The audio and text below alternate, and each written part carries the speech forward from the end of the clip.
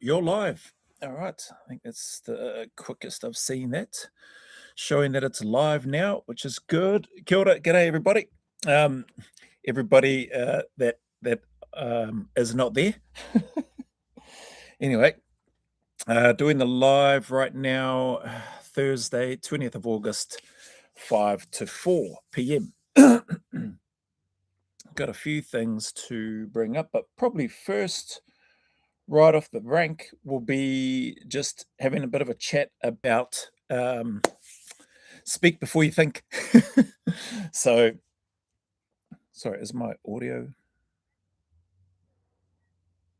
Oh, yeah, seems like it is. So, yeah, speak before you think. On school, I've used school before. I've had the school community before when I was doing some bits and pieces with regards to more specific those that were preparing for selection. So, yeah, that was good. But then found it easier to just bring all of that stuff back into YouTube. Probably more so as the numbers dwindled down from there too. So that aside, yeah, speak before you think. Might have been last night's live, or yeah, I think it was last night's live. It might have been Sig Spearthumb who mentioned something, or somebody mentioned something in the live chat, and I started speaking, but then I self-censored with regards to that and my thoughts, and I can't remember what the topic was on. I'd have to go back and watch the live, which I'm not going to do because it went for about 3 hours or more. But it got me thinking. It played on my mind last night and then into today.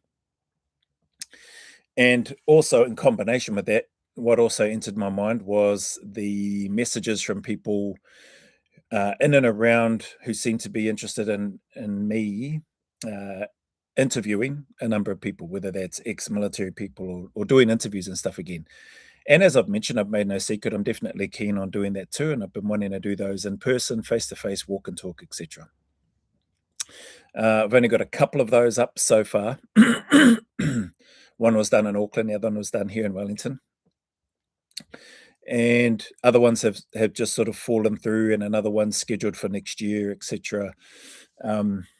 So yeah, obviously people have got stuff on, they've got lives to live, jobs to do and things that interest them and limited amount of time.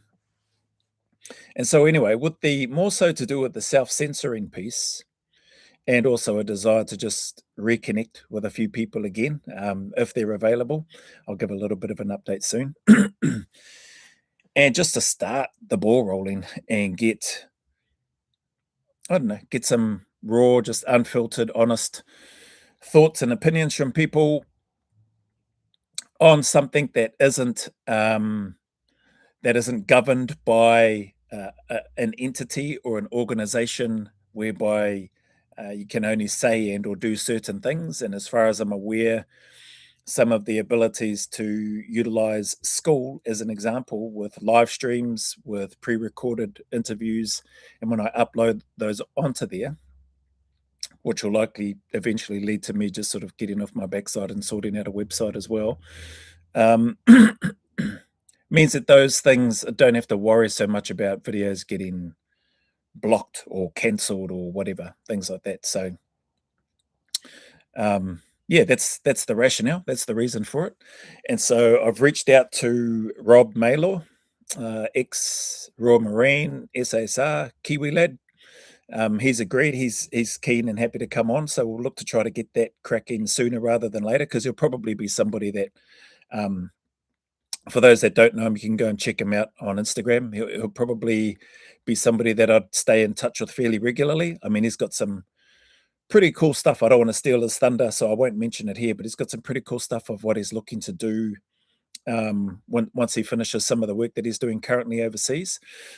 So we've got lots to talk about, but we'll get out and do some, well, I'll go out with him, do some stuff that he's working on, probably do a walk and talk as well at that same time. But in the meantime, we'll get the ball rolling with a bit of stuff sooner rather than later, which will hopefully hopefully in some way, maybe able to segue into some of the stuff that he's going to do later on. But also definitely keen to get his thoughts and take on a number of things pertaining to um, SASR and that sort of stuff. And I won't delve into that here.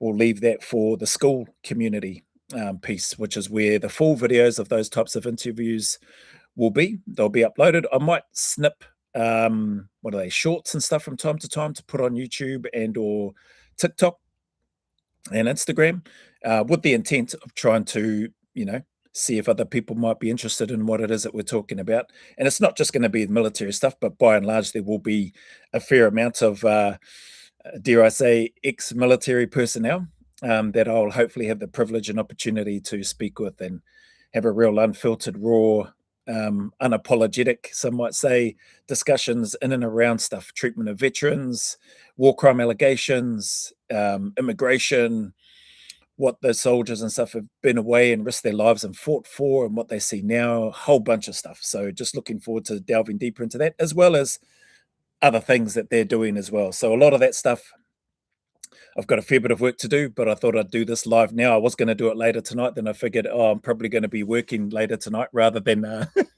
rather than sitting down doing a live. So this live might go for a little bit, and just be nutting a few things out. Try and work in with what potential guests are wanting to talk about, so that hopefully I don't want to burn them out. If some of them are feeling like they're starting to repeat themselves with a lot of their things or a lot of things that they've spoken about, I don't want them to feel like that's happening for them in this school community piece. So, so just working through that sort of stuff and do some put some ideas and concepts down and then send those through for the lads to have a look at. I've reached out to Andy White, ex-SASR, was he Para or Royal Marine as well? But he's got the book out, Outside the Wire, got his book out, I should say, which I will get me a copy of, and you will see behind me here sooner rather than later, along with these other books, which none of those I've actually I haven't completed reading any of them. I've just read some of all of the books that I've got there, but I definitely haven't finished any of them. So, but I'll definitely get Andy's book. Got to reach out to Jamie Pinnell, who we were going to do the walk and talk, but he said, did I want to do it more traditional way? So this might be a good opportunity to sort of bridge that gap before I hopefully do get an opportunity to do a walk and talk with him. Mind you, he's in the middle of school again, so his time may be very limited, but we'll see how we go. So Andy White, Jamie, got to reach out to. I've reached out to Dean Burgess on Instagram. He's keen to jump on. He gave me a bit of a warning too. He may be a bit unruly if he's left unfiltered. So I said, that's perfect, mate. But yeah, those that don't know, Dean Burgess, go check him out on Instagram. Give him a support as well. His Make It Make Sense, it's a podcast, YouTube channel. But yeah, very intelligent guy. Ex-Commando Special Forces in Australia, lot of experience, tons of experience, very articulate in what he talks about, and dare I say fear with regards to the research that he does. So when he's talking outside the mainstream media and presenting the stuff, he's actually done some blinking homework. Unlike me most of the time, whereas I just react to the stuff that I see. Who else is there? Who else is on the list? There's a whole bunch of people, man. Wouldn't mind reconnecting with Nick Caldwell again, just to have him chat about some of the awesome work that they do with the Carter courses and stuff that they run, the preparation, some of the success and stuff that they've been having, the space where they're working in the professional athlete space and even just in corporate sector. So he's got a whole bunch of stuff. Like there's some guys kicking some real awesome goals. It'd be great to reconnect with Harry Moffat again. Even though, there's differences there. Like I think there might be, some friction between Moff and Andy, whatever that is, that's between them, not for me. Walesy, be good to catch up with Walesy. Not that I've ever interviewed Walesy, but he'd definitely be good. These are just military guys off the top of my head right now. Obviously, Willie Upouts would be great, but that fella's very... it was hard enough just to get that Anzac Day, Poppy Day session with him and some of the boys. which I'm grateful for. So I'll hit him up. We'll see how we go. Greg Pup Johnson, reach out to that fella again. Haven't been in touch with him for a while. And again, just extend the invitation if they want to and have some conversations with them. Some police officers, ex-police officers and stuff like that, educators, healthcare, ministers, maybe, if I can get to that stage and touch base, try and get Josh Jacobson, ex-Kiwi SAS guy, Greens Party member, I think he is. Reach out to some of the guys on Instagram that probably know him a lot better than me, and see if I can get an introduction and see if he'd want to jump on and have an unfiltered conversation, that sort of thing. So part of those, so that's sort of large reference points in terms of the ideas. Horse, I've reached out to Horse, haven't heard back, not expecting to hear back anytime soon. I wasn't actually expecting to hear anything back from Andy anytime soon. People will probably be aware, but yeah, he's got a few people, other podcasts that have reached out to him. So there's several of those. So I said, bro, I'm happy to wait patiently until such time as I get an opportunity. And yeah, in the meantime, I'll look out for the podcast that he does. I think Sam Bamford, Two Worlds Collide podcast, is already in touch with Andy, so that'll be awesome.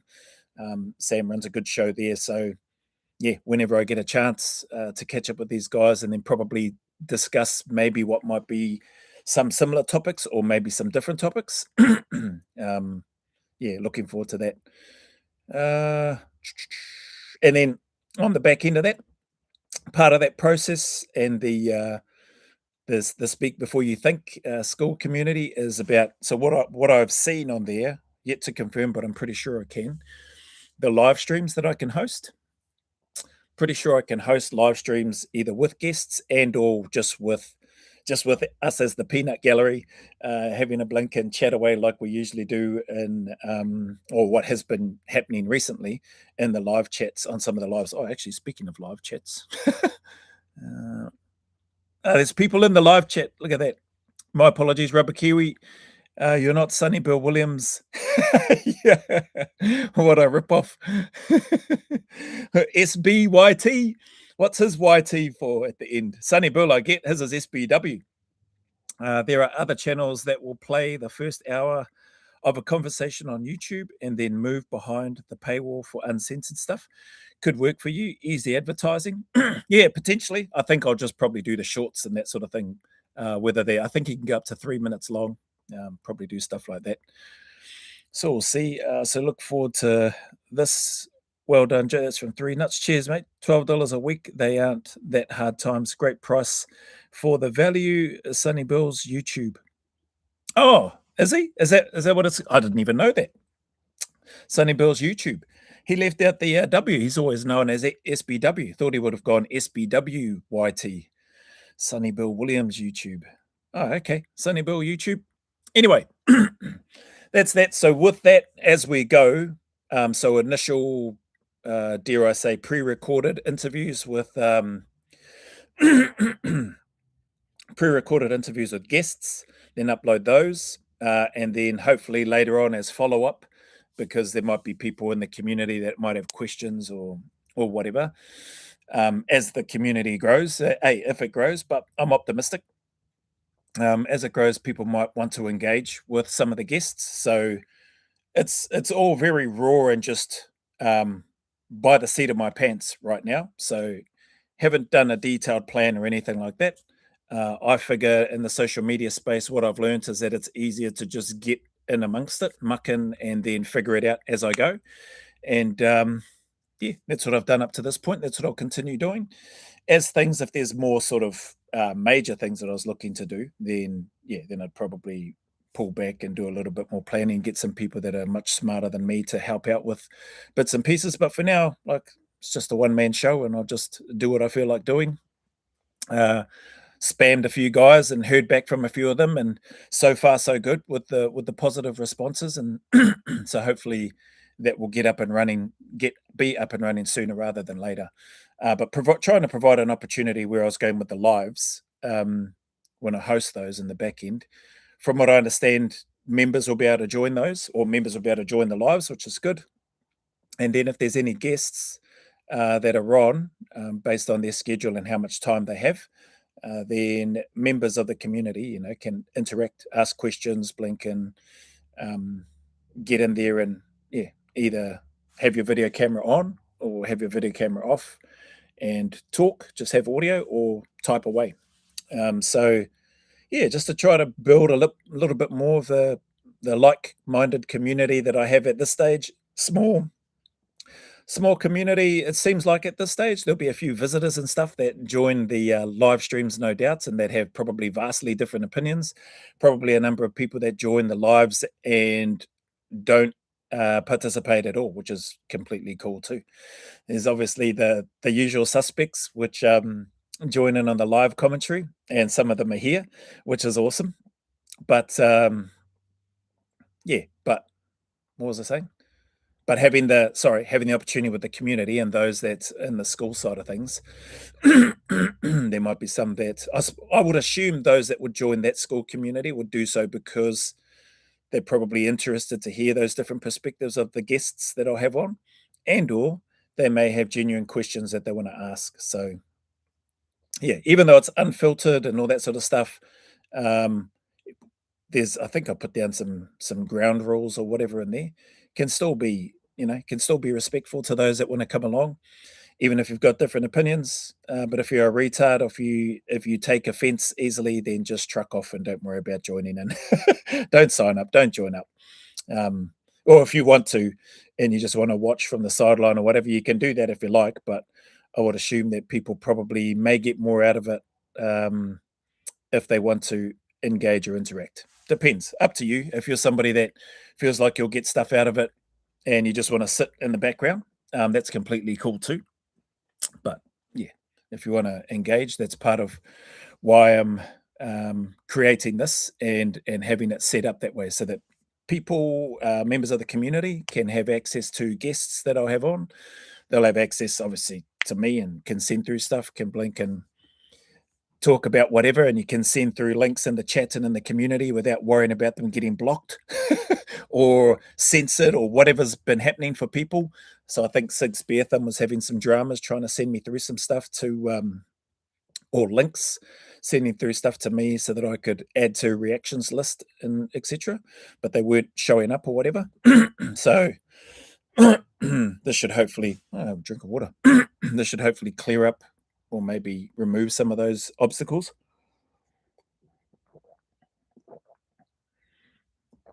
We'll be talking about a whole bunch of different topics, not from just military people. Some everyday legends, probably everyday legends will be around on there too. Athletes, hopefully get to connect with some people and through the networks and stuff like that, meet other people or be recommended or suggested.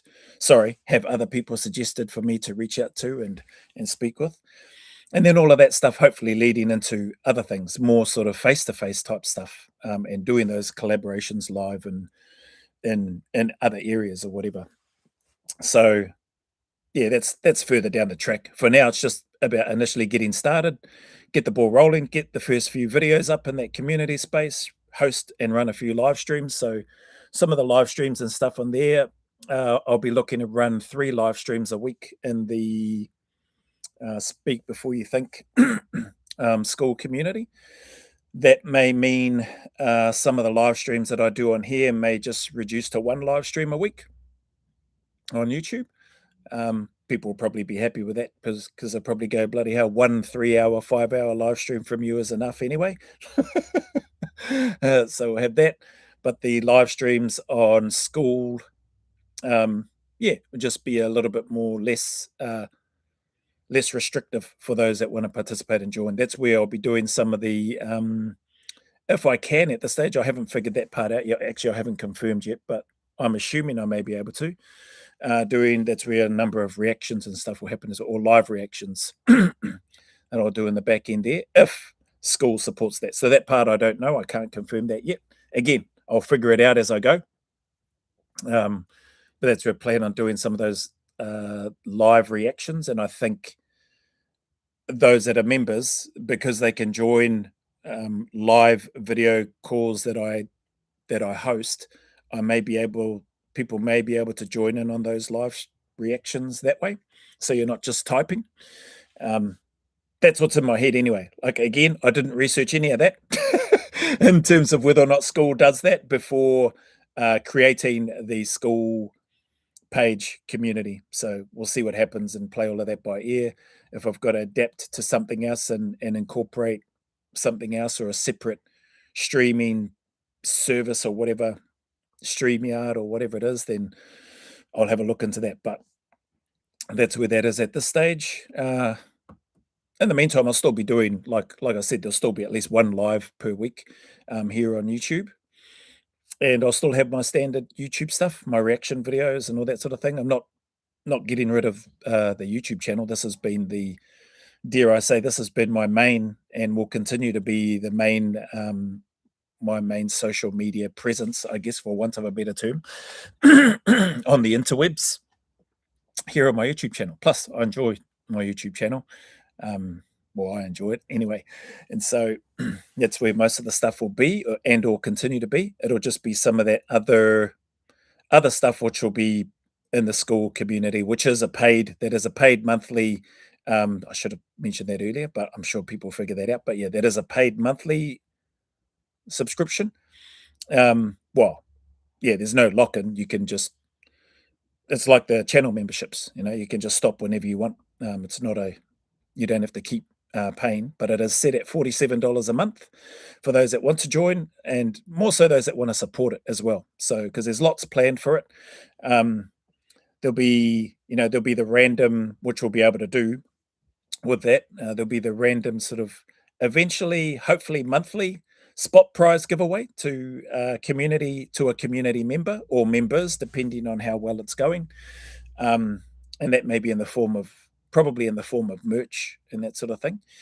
It may be in the form of being able to, again, I don't want to steal his thunder, but all going well with one of the guests and some of the stuff that he does. It may also be in the form of covering the costs of a community member being able to go and do one of those courses. So yeah, again, there's just, in my head anyway, there's lots of options to reward community members or people that might want to take the time to join and sign up. So there's that aspect, spot prizes type things, potential to go on to courses that some guests may be running in their space, and then also as part of a community, an opportunity to contribute towards people. Like, I can't mention the names, but I had a few people reach out to me after a live that I did a little while ago recently in and around going out. We've got a bit of a homeless situation, or people that are homeless in our local area in Porirua. And I spoke about going out there, getting their permission first, not just rocking up with a camera, my Insta360, and then start trying to get their life story or whatever. I'd love to do that, but yeah, not straight off the blink and straight off the bat. And some people reached out, spoke to some on the phone, some have emailed me, saying that if I go ahead and do that, that they'd like to make anonymous donations or contributions towards those people, if they're open to, and then helping them out, like using the funds. It's from a financial perspective from these people that have reached out to go towards, whether it's blinkety, God, I don't know, man, getting some clothing and equipment or whatever, food, obviously, other things that we might take for granted. I wouldn't know unless I spend some time with them, right? So it was just really nice to get that sort of call and those sort of messages from people that spend some time here on my channel. So yeah, I've got to do some groundwork first, hopefully have a conversation with some, because they might, it would probably be like an eyebrow raised moment, like, what are you up to, bro? Well, like, what's your angle? What are you after? Which is fair enough, suspicious, that sort of thing. They'd probably rightly be suspicious. What are you up to? Like, why do you want to do this? And then for them, it might also be a case of, no, truck off. I don't want to blink and be talking about and or be filmed for your Blinken YouTube channel in and around why I'm in the situation that I'm in, So I have no idea. I've never spoken with these people. There's a few that I've seen. There's one guy that was quite a regular outside. I haven't been back to that cafe for a while in Cobham Court, but there's a regular that would sit outside there, quite a friendly fella, sitting down on the ground, greeting people as they'd walk in, walk out, etc. Brought him some food sometimes. So have other people. Haven't engaged in a conversation other than just, hey, hope you have a good day, bro. Giving him some food. I've not given people that I've seen here that appear to be homeless money. I'd rather give them some food or something like that. Just because I don't want them to be using the money to go and dare I say, blink and feed an addiction. You know what I mean? So again, on the Blinken school community, can just talk unfiltered and just go shoot straight from the hip and not really worry about this sort of stuff. But yeah, needless to say, there's some groundwork there for me to do before and or if I even get an opportunity to hang out with them and spend any time there, because they might not want somebody like me or anybody spending time there, let alone recording them. You know what I mean? So fair few things to do logistically and planning and admin wise. But we'll get to that and I'll give an update at the relevant time. So in the meantime, those people that I said, yeah, well, that's great to know, like tai ho on that, just hold off, hold fire, and I'll let them know if and when that time comes. And I think that would be awesome. That'd be they want to be anonymous, which just makes it even better. But what wouldn't be anonymous is that if that stuff goes ahead, would be the things that would be able to, through their support, able to provide. So with regards to the school community, things that it can, we can have do a poll on what sort of potential worthy cause. Let's call it that. What worthy cause do we want to contribute towards today? Is it something at Pillars for Pilgrims? Is it NZSA's association? Is it just veterans in general? Is it soldiers, sailors, and airmen's New Zealand or whatever? Is it some sort of Anzac memorial thing? Is it a disability thing? Is it whatever the cause might be? So there's plenty of those sort of things around, and I think in my head anyway, there's a real power in being able to give and support and help, try to lift up other people, giving a hand up, not necessarily a handout. You know what I mean? Yeah. So things that the community will be able to navigate our way through and discuss and dare I say, put into action when those times present themselves or when those opportunities present themselves. So yeah, I anticipate things will be probably pretty slow going to get the community, to get it to build and that sort of thing. Actually, there was a thing that I discovered in the back end of school whereby I think I can give a discount to members if they share it, if they want to share it with, let's just have a look here. If they want to share it with other people and if other people join, where did I see that? Or am I making that up? I might be making it up. I'm just trying to have a look now. Invite. Was it invite? No, that's not it. Affiliates. Yeah, affiliates. Reward your members for referring their friends by offering. Oh, why don't I bloody share the screen? Sorry, peeps. Oh, sorry, bloody hell. It's people in the chat. Sunny Bills. Hello, made it up. Oh, okay. Rebellions always start small. Good coffee. Hey, bro, reckon you could do some mean NZ bush survival videos? Possibly, eh? Like we could do that with regards to the school community. There's some really good people. Rob Maylor being one of those. Dave from New Zealand Outdoor Blades and Bullets. There's another guy. I think Rob put me onto him. I haven't reached out to him yet, but Rogie Productions, I think is his name here in NZ. Like there's a whole bunch of people. There's that. Oh bloody hell, I can't remember his name. Pākehā fella, older gentleman, does a lot of hunting. out in the bush and a lot of bush survival stuff. Like there's heaps of people out there that do some cool stuff like that. From what I've seen, I just can't remember his name. But yeah, people to do collaborations with, knowledge transfer, dare I say. Could be things like members in the school community that, if people join, that might not have done things like that. That could be an opportunity, like one of the prizes, the giveaway prizes that we'll be looking to try to do. Hopefully, eventually, be able to give away some sort of prize monthly. But initially, it might take a little bit longer. It might be a few months before any sort of rewards or prizes, whatever you want to call it, can take place, just as we build things up. So we'll see how it goes. But that's a great idea. Good coffee. Short video. All you need to do is not be a moron. JJ Beachburn. If you want views, Joe, go out in the bush for 2 days with a tent and no food. Show us how to live and cooking and eating, and edit the video to match Outdoor Boys editing. He has the YouTube blueprint. Oh, okay. Outdoor Boys sounds interesting. SAS 2-day survival in the New Zealand mountains. Yeah, I mean, I guess there's heaps of stuff, that could be done, that you could go out and do, and that's cool. Yeah, these are like good ideas. I mean, that might be stuff that the community starts throwing into, or I may just continue to get them in live streams like this or in other videos, and or in those shorts clips that will come out from the school. Not interviews. Oh yeah, are they interviews? Conversations. Call them conversations, aka interviews. NZ Bush is full of food. If your standards are low enough, I'd recommend the Hoo Hoo Grub burger. It's like a Macca's cheeseburger, but edible. RIP Dougie Grant. Yep, 100%. 15 years, man. I couldn't even believe that it's been, 14 years. Robin Williams is gone. I think it was 14 years. Didn't realize it'd been that long. Dougie Grant. Yeah, that's a blanking.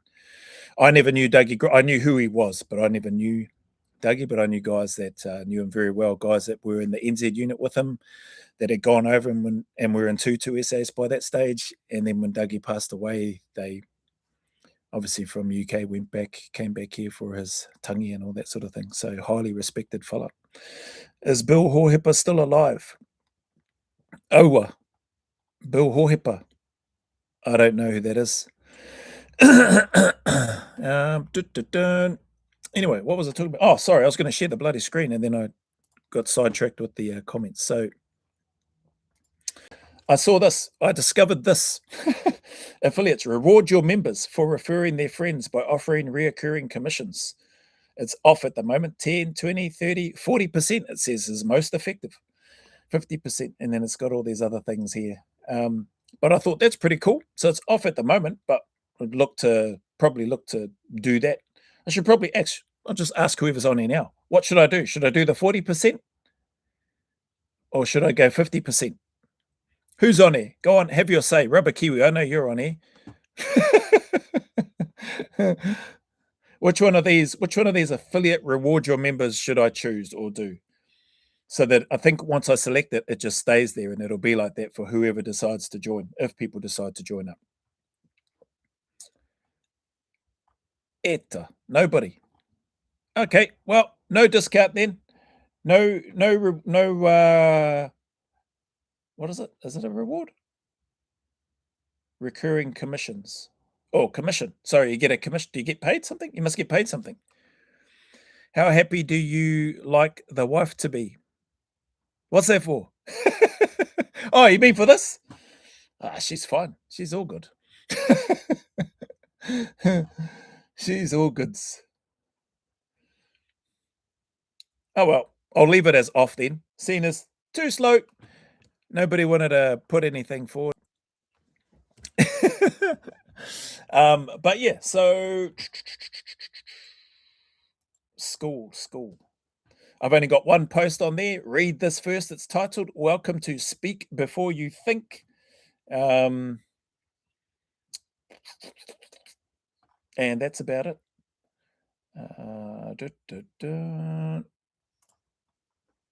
So we'll see how the rest of we'll see how it goes. I'm probably not probably. I'm more excited about the opportunity to reconnect with a few people and meet some new people and have some conversations in and around like some of the stuff that we talk about in the live streams that I've done, and or getting to know a bit more about these individuals that I'll be lucky enough to spend some time with, and yeah, and just hear their take on things, particularly like with a lot of stuff that's happening that's been happening in the UK.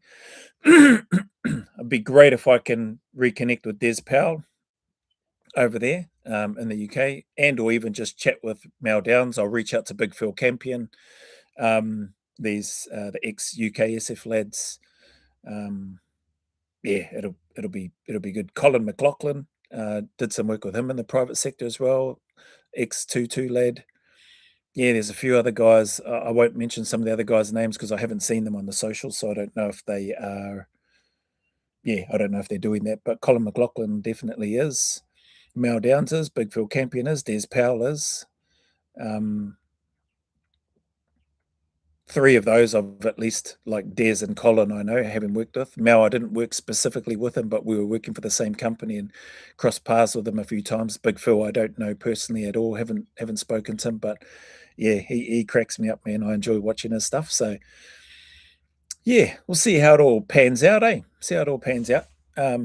See who's who in the zoo and who's interested, who's not. From the American side, obviously Damien Porter. Want to catch up with that guy. Those that don't know Damo, Straight Talk Mind and Muscle podcast, shout out to him over there in Perth.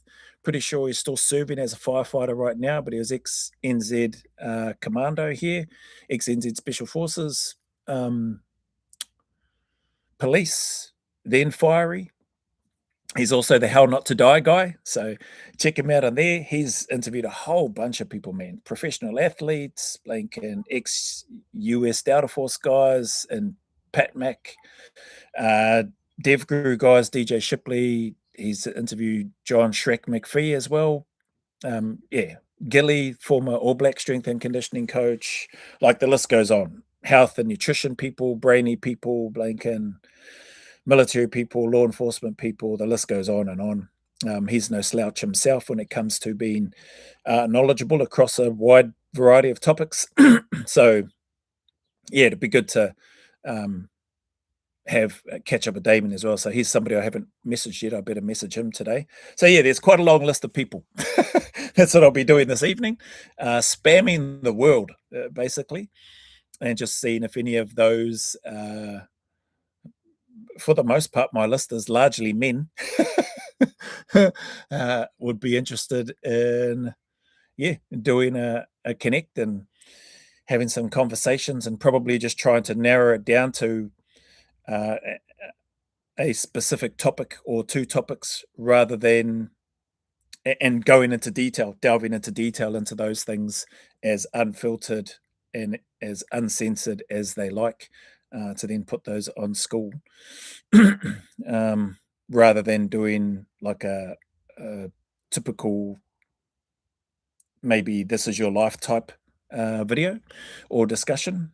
So just a bit more focused in on certain things. So we'll see how it goes. Again, just making it up as I go in my head as I sit here and spitball it, but this is more just to give a bit of an update. People may have been wondering, well, what's this about, or what are you doing? So this hopefully gives some context for people, and it'll either plant a seed of, oh yeah, that sounds interesting, I wouldn't mind, or maybe I'll join later once there's some actual stuff on there, because there aren't any interviews or videos and stuff on there at this stage. I've also got to set a schedule for what that live is going to look, or those lives are going to look like in the school community for the community members, especially if I'm going to run them 3 times a week. Maybe it starts off just being once a week because there's nobody in there. and then go from there, and then start to go to 2 and then 3 times a week, and see how everything pans out from there. Yeah, but lots to think about, lots to just work it into existence, just get the idea, run with it. Doesn't need to be pretty or perfect. You don't even have to have a detailed plan. If you're that way inclined, though, and you like to plan and organize and prepare and do all those things, there's nothing wrong with that. Like, fill your boots and do that. For me, this isn't life and death, so I'm going to pull the trigger and run with it, and then just figure it out as I go. So that's my take for that. If it was something more substantial and more had more danger and risk to it, then yeah, then I'd be doing a bit more planning and preparation to prevent all that piss poor performance and all that other stuff. What else? Is that about it for school? I think that might be it for school. Let's have a look. Is that it for the school community stuff?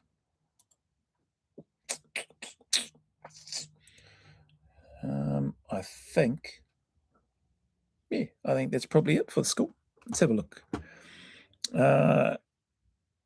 Charlie29, kia ora, all just got in from Mahi. Oh, hey, Charlie29, good to have you here. Or put up a poll. It's only half 4, lazy. Yeah, you were a bit too fast on the commission question. Put up a poll, bro. Okay, I'll make a note. Poll request. Notebook and pen. Poll request for. I don't know that. I don't think it was commission. Was it?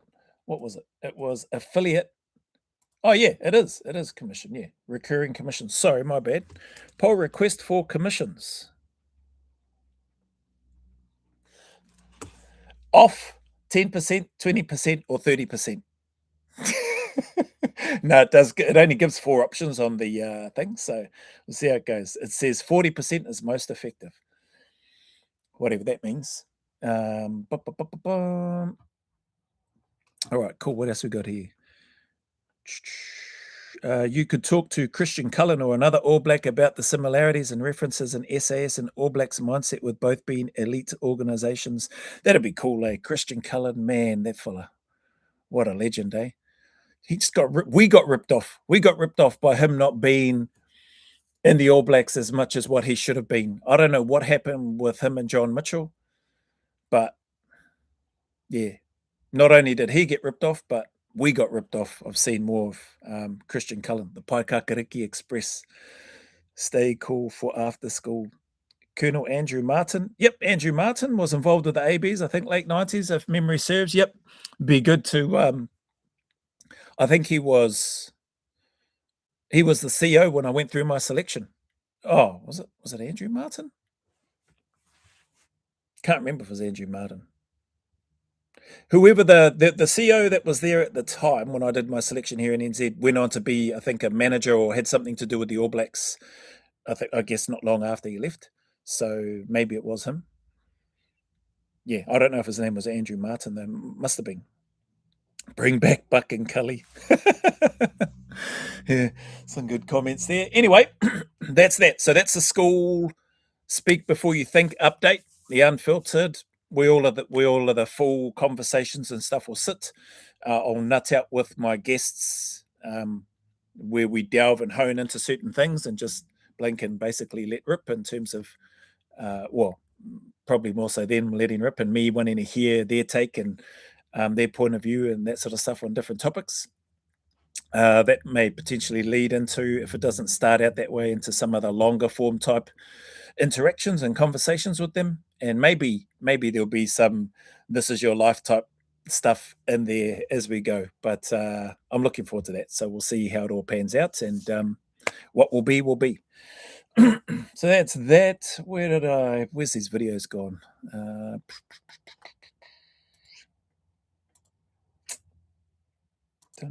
Oh, bloody hell. Sig Speartham, he sent me a link. And I think he then sent me a follow-up comment saying that he should give me a heads up. Where is it? Hentai Man and Cosmic Action Man before getting injured by an enemy IED.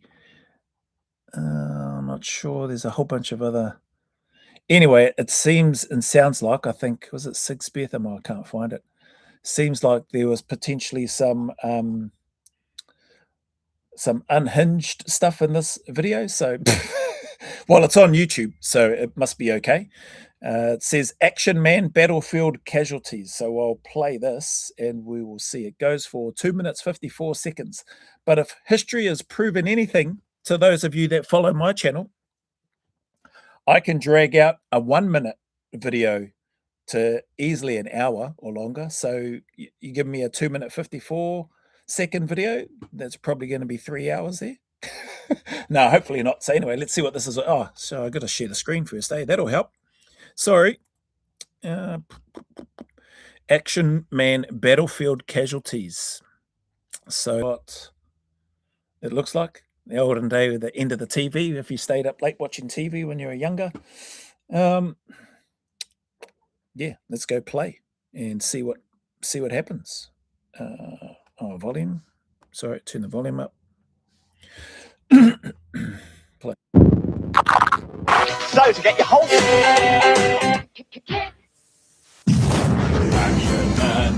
Action Man Battlefield Casualties.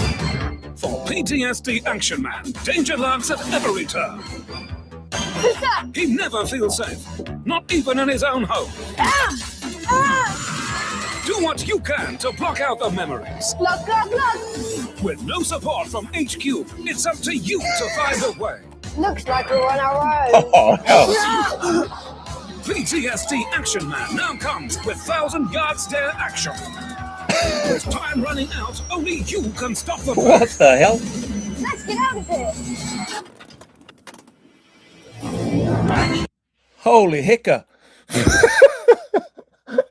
I mean, I shouldn't laugh, especially after all the Veterans Affairs stuff that's been spoken about in Australia lately. And I actually bookmarked some more stuff in and around that. And I've seen some clips from my mate Horse having a chat around, oh, bloody hell. I do think I heard him say that it will lead to deaths. Holy heck, Sig Spear Thumb. This is maybe... Yeah, this is maybe for the school blinking community. I don't know, but it's here on YouTube, so it must be okay, I guess. Jeepers. How long's that? 46 seconds. I don't know. That last part is blinking out the gate. And the kid, the child that's there doing moving the person around. I mean, that's funny, but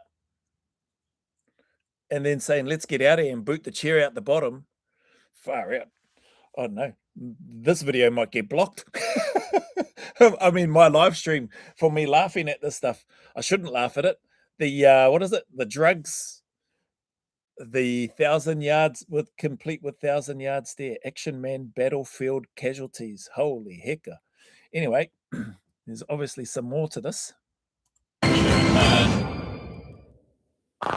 Oh, sorry, I got to go back. I tried to pause on the box. Oh. That PTSD Action Man, 1,000 yard stare action. It's got a crutch in there, the noose, alcohol.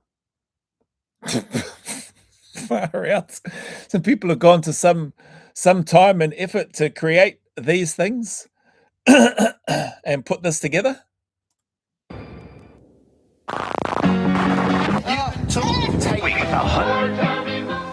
Oh, that is.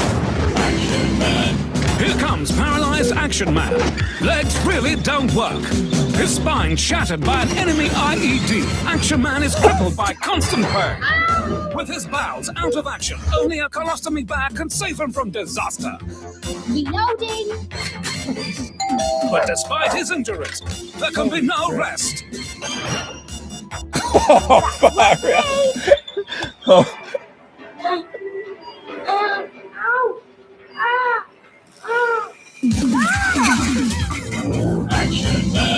Holy heck.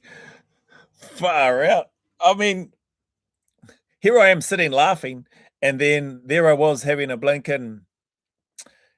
at what's his name? Matt Keogh, or whatever his blinking face is. Limiting veterans, the allied health stuff or funds, capping it at $5,000. Whoever created these, who created these? Is this a South African ad or is this an American ad or where is this from? Where are these ads from? Paralyzed action man. Legs really don't legs really don't work. Colostomy bag. Benefits cancelled. Holy heck. Well, the live stream's still running. It hasn't been cancelled yet, so jeepers. And there must be more. How much time has gone? 1:31. Okay, I'm gonna carry on. Sorry, is there anything funny but true? That's what I think I'm laughing for. Not because I think it's funny that soldiers have gone and sadly taken their lives, but as I watch it in this context, on this blinking video that's that Sig Spear Thumb has sent through, holy heck! I mean, I do think it's funny. Like watching this, I wouldn't think it's funny of one of the actual operators or soldiers going through hard times like this, but seeing it in this format for me is funny. Right or wrong. Anyway. Oh, sorry. What have we got? Ask yourself if they would laugh. 9 out of 10, they probably would. Oh, mate, that's out the gate. All right. PTSD action man, crack up, black humor, but sadly true in too many cases. Yeah, very like people call dark humor, gallows humor, whatever. I do think it's funny. I mean, I'm going to play this and see if there's any more. These little bits that it's had in between, or there's kids and like family looking stuff in between. That's a bit weird. I don't know what's going on there. Dad, late for school. Like this. New cereal with a golden taste. Make the ultimate sacrifice with new Dead Action Man. Blown to bits by bombs, it's up to you to pick up the pieces. We lost him. Identify the body with dog tags. Private Smith, 19 years old. Reward him for valiant effort. You've been promoted. Can you dig the grave in time? Let's do it. Holy heck. Bury your Dead Action Man with full military honors. Present arms, fire! Coffins all separate. Action Man. The kids that they've got doing this just add to it as well. For me personally, Dead Action Man in his own body bag. Holy heck.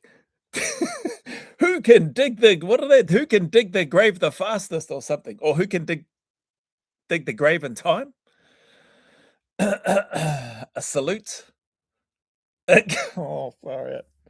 Identify them with the dog tags. Jeez, there's more. And we'll give you a free Action Man battlefield casualties, each sold separately. .co.uk. This is UK. Holy heck. Hang on, is there any more? Doesn't look like it. Looks like it's that blue screen. Hang on. Oops.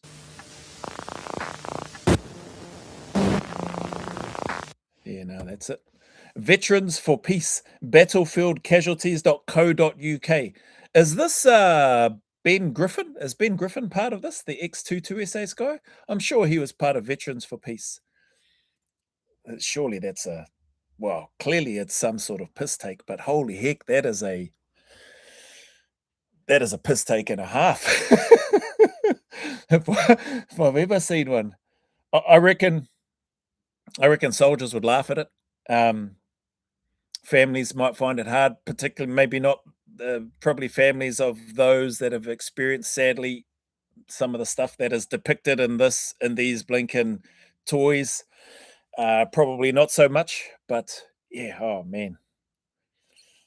People are probably going to blink and go off in the comments. What are you bloody doing laughing at that, Joe?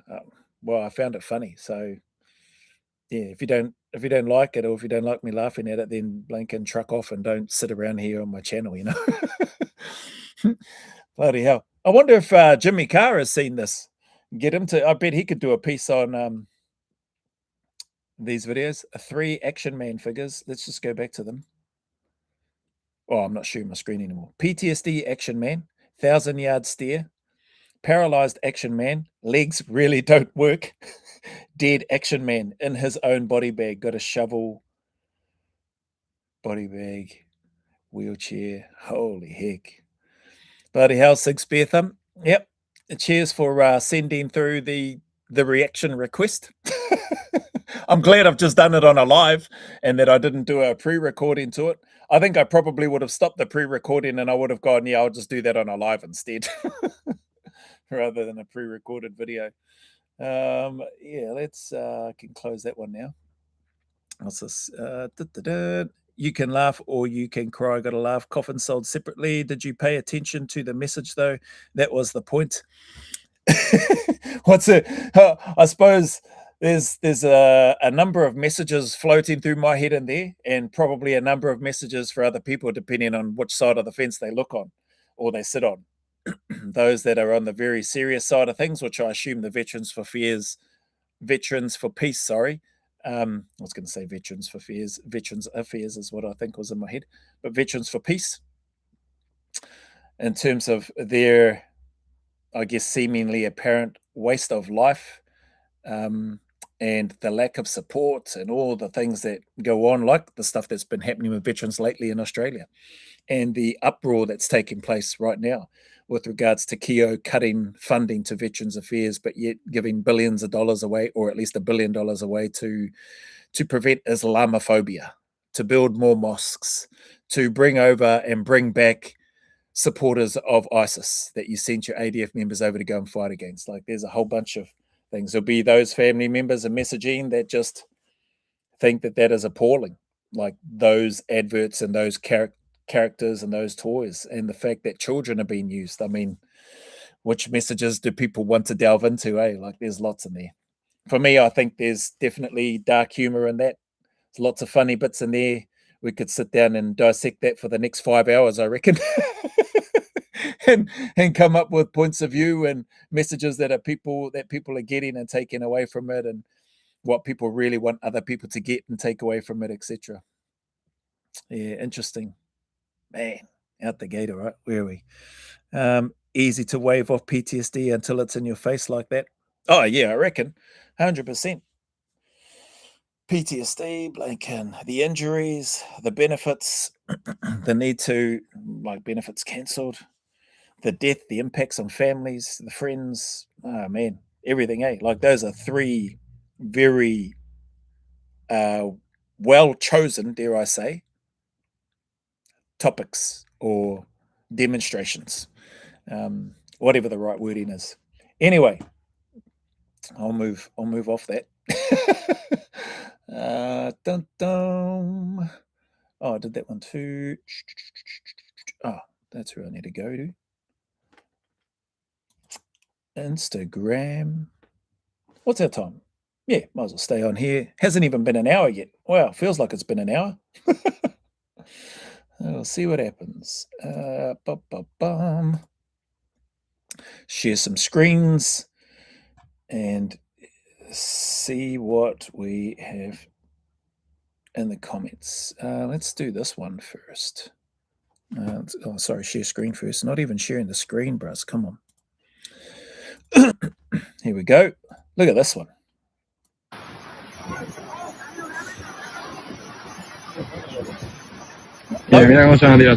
Of illegal immigrants coming into this place. Una avalancha desembarca a decenas. I don't know where this is. Is this Spain or something? Is this another part of Spain? Claro, no, sí que son narcotraficantes que traen aquí a los chavales y ya está, para aquí. Es una locura. Free at last. Hear that? Sí, la Just gente sabe que... blatant. This is home now.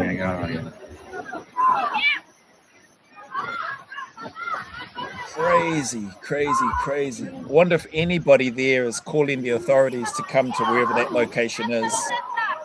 The authorities would probably do nothing. Probably go put them up in a hotel, give them some food. Nuts, man. Crazy. This is the sort of stuff that's just running right. People don't care. Mad. Anyway, can stop sharing that. Don't need that. Can close that one. What did we? 3 frequently overlooked topics. Yeah, 100%. Where are we? And here we go. This is what I was talking. Share. Oh, am I sharing this? Oh, I'm not even bloody sharing the screen. I'd stopped it again. Share. Here's horse now. Death sentence for many people. The proposed $5,000 per year cap on allied health care means that it may last many veterans 3 months, which leaves them with untreated or out of pocket for the further 9 months of the year. Now, this has created uncertainty within the veteran community, uncertainty about the future. Now, that uncertainty, unfortunately, will lead to deaths. It is a death sentence for many people. It is a death sentence for many people. The proposed... Man, just let that sink in for a bit, eh? I've just had a bit of a laugh, and I still find those clips funny. But again, like I was saying, this stuff has come up recently, like very raw, very fresh for a lot of people. And we potentially could see some of that stuff play out. PTSD action, man. That could 100% play out. Crazy, crazy, man. Jeepers. Where are we? Oh, bloody hell. Why did I stop sharing that? I can just leave this on the share screen, I think. What's this? Remember when all those Germans showed up in Poland in 1939? So we had a world war about it. They were illegals too. Sheesh. Interesting times. Interesting times. Look at this. The same shameful woman caught dumping again at a school in Abbotsford, BC. It's the same woman. And the man who sent me this video translator, she said she doesn't care. And he's gonna call the city. Abbotsford, British Columbia, Canada. Charged. She needs to be fined. She obviously needs to be fined. Needs to be deported, arrested, deported. This is crazy. Abbotsford woman confronted again, illegally dumping now near an elementary school. She says she does not care. Oh, here we go. have in Canada. What are you doing? You're just dumping your trash all over our nature. What is wrong with you? I hope. Yeah, anyway, I'll pause that a little bit loud and a little bit painful in my ears, actually. So, but the message that's there, I mean, it's just a matter of time, eh? We've seen, I think I shared a clip before on Ceuta, and the clip that showed up it looking like a third world country now, with all those males, accommodation, makeshift accommodation built out of cardboard boxes, just all these illegal immigrants sprawled out everywhere. It's crazy. Anyway, yeah, I've muted him, so if you're wondering what it was that he was saying, so I'm going to close that because he's probably going on longer than than I was caring to listen to him. Oh, this bloody rubbish. Have a listen to this. It's a gimmick. This is the Home Office trying to cover their own backs. This is too little, too late. And it's come at an incredibly insensitive time. Only this year, a couple of months ago, did the Home Office finally acknowledge their own role and responsibility in the infamous underage rape grooming gang scandal by posting out on their social medias that they apologized for not taking... Migrants given Don't Rape Women Guide. This is what their government is looking to do for the sake of diversity and inclusion, is it? Equality. Hand out Don't Rape Women guides. Don't rape children guides. Astonishing. The British Home Office publishes a How Not to Rape guide for migrants and asylum seekers, including how not to rape children. I think this is a gimmick. This is the Home Office covering their own backsides. My intervention tonight on, so whatever this guy's, I haven't watched what this guy was saying actually, but I saw bits of it on another clip. I thought that this clip was the other clip that I'd listened to, but anyway. taking it as seriously as they should have done. This is a problem that's been brewing for decades in this country, and the Home Office were responsible for stifling the concerns, for suffocating the voices of those that were speaking out, for ridiculing them, for gaslighting them, and for acting as if they were the troublemakers for speaking. And now that same Home Office is issuing this kind of guide on how not to rape women. They should have seen this problem coming years Put ago. it like that. It's like how not to rape women. That's a guide to how not to rape women. That's literally what the headline says. Disturbing guide on how not to rape women in UK. This is the headline. What does the leaflet actually say, though? Well, I mean, there's in it's the so UK. shocking the way you describe that, but Yeah. that would make it even worse because that literally cannot be what a leaflet. Well, it says it literally says. I'll read it for you. It says even if the legal age of consent in the UK is 16, this means that anyone under the age of 16 is considered a child and cannot legally agree to have sex. Sex with someone under the age of 16 is a serious crime. Yeah. There are no exceptions to this rule. Even if they say yes, it is still illegal. You could go to prison, lose your support and accommodation, and it will affect your asylum claim. Johnny, I hope so. It affect their asylum claim. I'm sorry, you're right. I think this is a gimmick. Truck me. I was just sitting here like a whole bunch of all sorts of languages running through my head as I listened to that, and they showed that leaflet. How much money has been spent on this leaflet, pamphlet, what do you call it? Marketing campaign by the British Home Office. And then how long is it going to take before Australia follows suit? And then potentially New Zealand following suit? Like, this is nuts, man. You put time, effort, resources, energy, money into creating that type of thing for immigrants and asylum seekers coming into your country. UK, what are you up to, bro? Like, I'm going to leave my comments for the school and conversations with other people, probably with people like Dean Burgess and that sort of stuff. This is ridiculous, man. Yeah, just... I think it's heartbreaking. Must be heartbreaking to those in the UK. Must be heartbreaking to those veterans from the UK who have gone away to fight for their country to keep that sort of rubbish out of their borders and all that sort of thing. You can't keep all of it out. Like, don't get me wrong, it's not all immigrants or asylum seekers doing that. Sadly, there are blinking, we have our own retards in our own country doing stupid stuff like that. But it seems to be no secret now that there was a large amount or massive cover-up of the grooming/rape gangs that were happening in the UK. And now they're only just starting to, it appears, accept that stuff was happening, so much so that they develop a flyer, a pamphlet, how not to rape guide. Just trucking ridiculous, man. Far out. Ugh. Anyway, let's get off that one. What's this? That 100% does. They were illegals too. That 100% does happen in the US 22 times a day. I'm really looking forward to school. You think I talk too much now? I have lots more SHIT to say about this stuff. None of it PC. All good. Yep, that's why the school community, well, that's why I've created it. John Connor. I've noticed, though, they're exactly like Chinese if you actually talk to them. I think they'll get more loud about it once India becomes more influential like the Chinese did post-boom.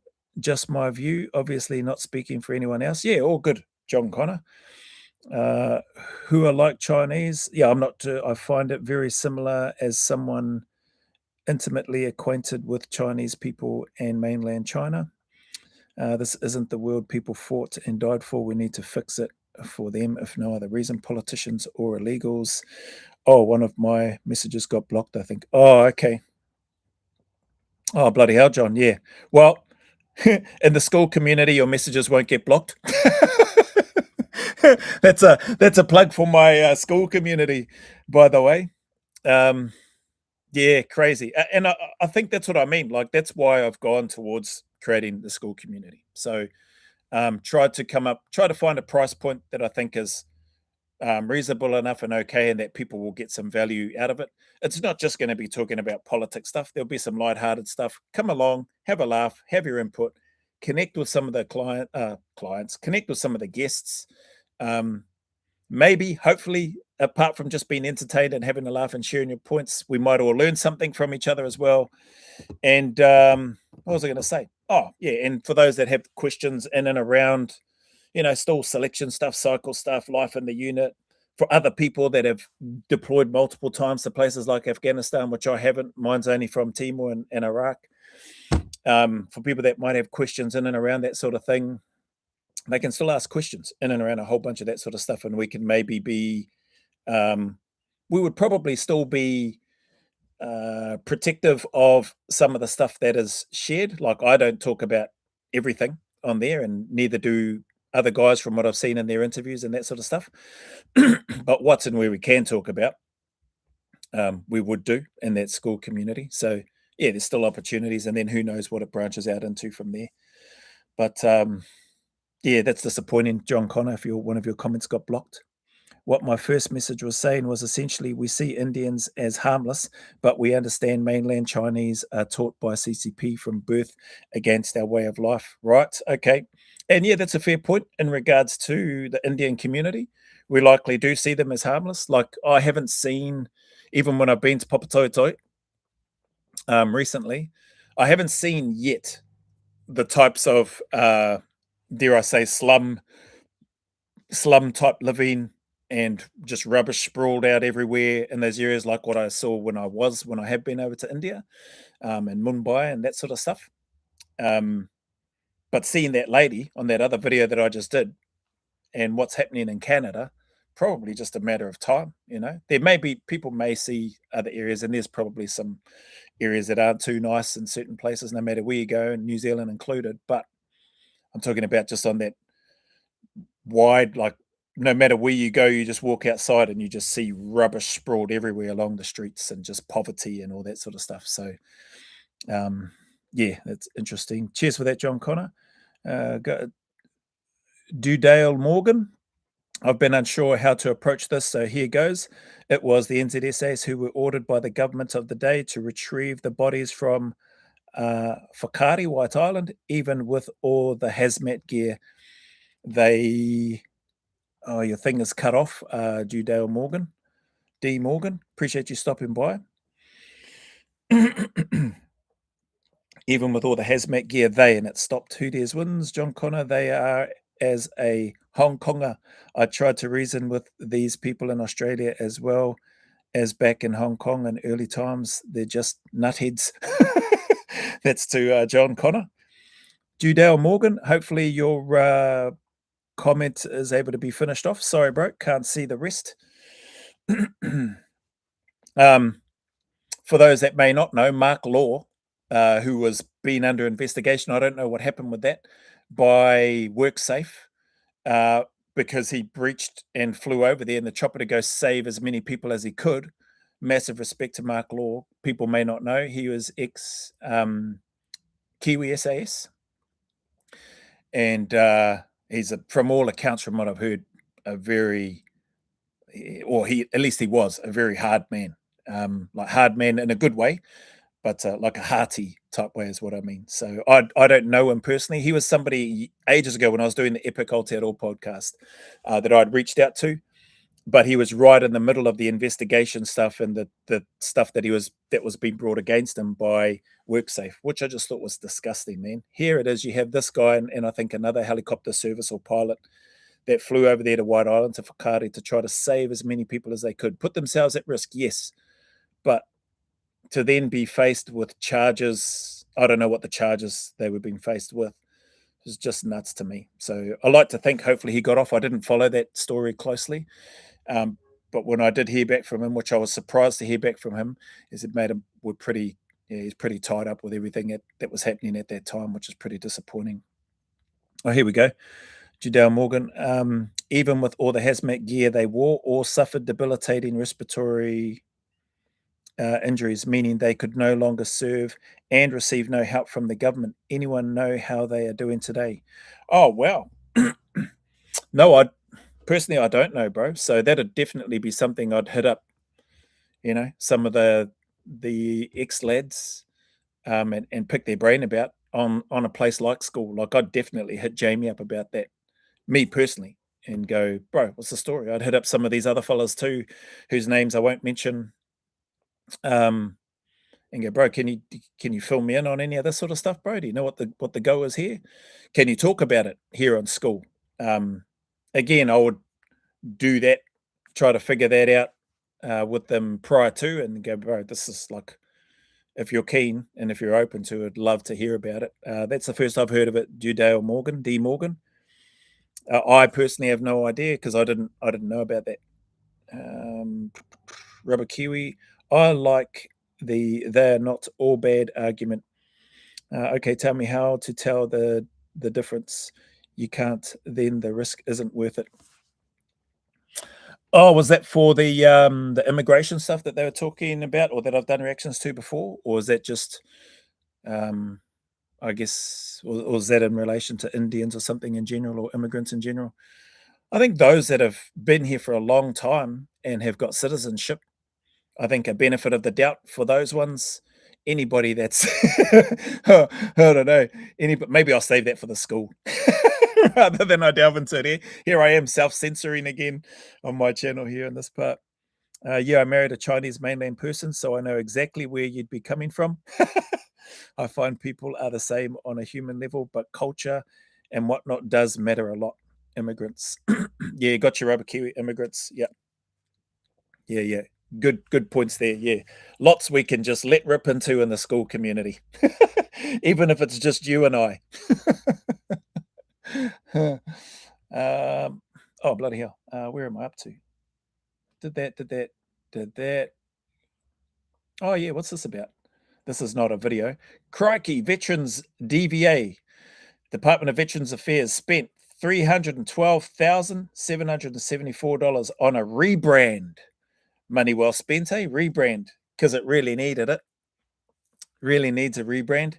Really needs a, just over $250,000 spent on changing color schemes, change the font, change the, I don't know, the background image. Who knows?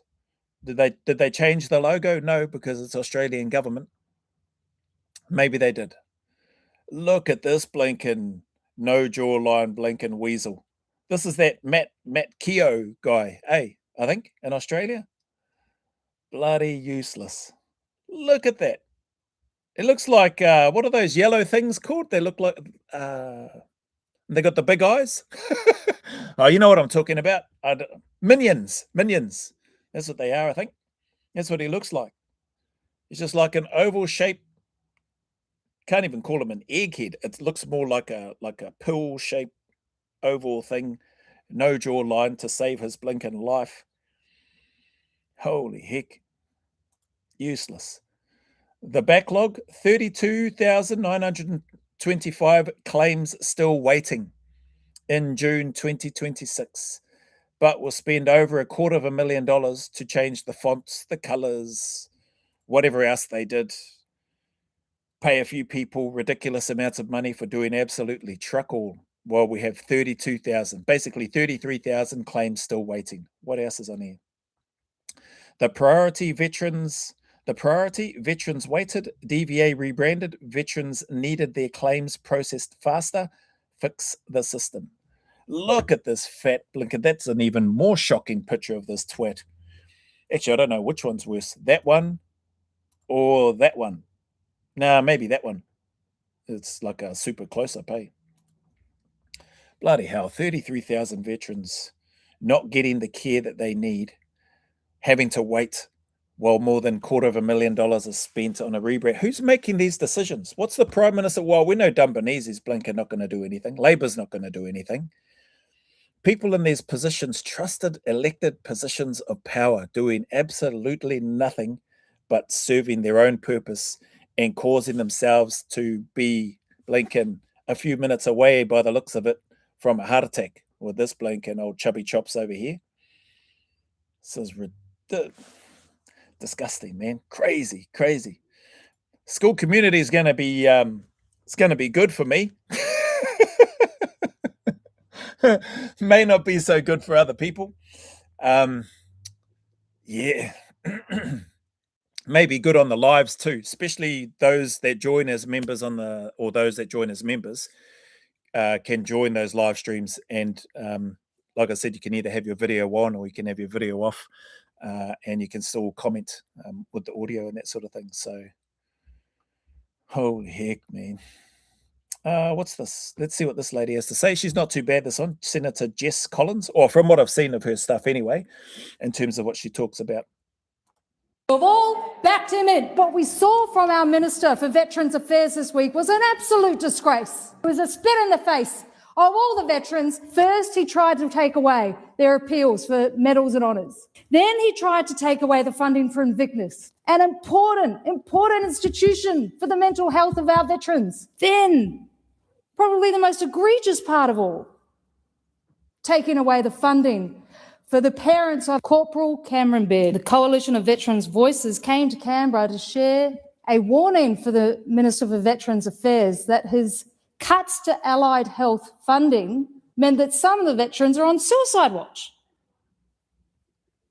And he didn't even take a meeting.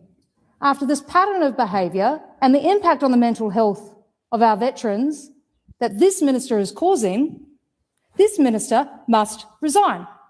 If the Prime Minister had a back... Yeah, I like it. Telling him straight, this minister must resign. Will he resign though? Probably not. He'll probably get a promotion, probably get more things added to his portfolio and probably get a pay rise. Backbone, he'd sack him today. And I want to say to all the veterans out there, I am truly sorry on behalf of this government of how they've treated you. Yeah. Here. Think whatever people think about Liberals. I don't really think too much of them. Like I said, if I was there, I'd be voting for One Nation. But Senator Jess Collins seems like she does good things or tries to do good things. So, yeah. Cowardly, eh? Cowardly, old chubby chops over here, this fella. Yeah, there's lots of stuff in there. There's heaps of stuff in there, bloody hell. What have we got here in the comments? Sorry. At this point, it is you and I. I'm practically SAS now, Mum. John Connor, agree. All right. Oh, yeah, what's that bloody... Yeah, this image here. From Zuhu Beach, West you can Mumbai. see the girl runner. She is running in the garbage. That'll likely be the beaches. That's Ceuta. It's other parts of Spain, and no doubt Australia. Imagine seeing Bondi Beach look like that. What would be, like I was saying in the live last night, what is the tipping point? What would be the tipping point whereby law enforcement, military go, just enough is enough, Labor government? What you're doing is trucking ridiculous. Enough is enough. Look at what's happening. Imagine a Bondi Beach looking like this. Cronulla Beach, Blanken, Scarborough Beach on the west coast, Ocean Reef. Right. And these are the two athletes. You can see the condition. Still, you can call it a Mumbai spirit. She is still very determined to run in spite of very, very adverse conditions.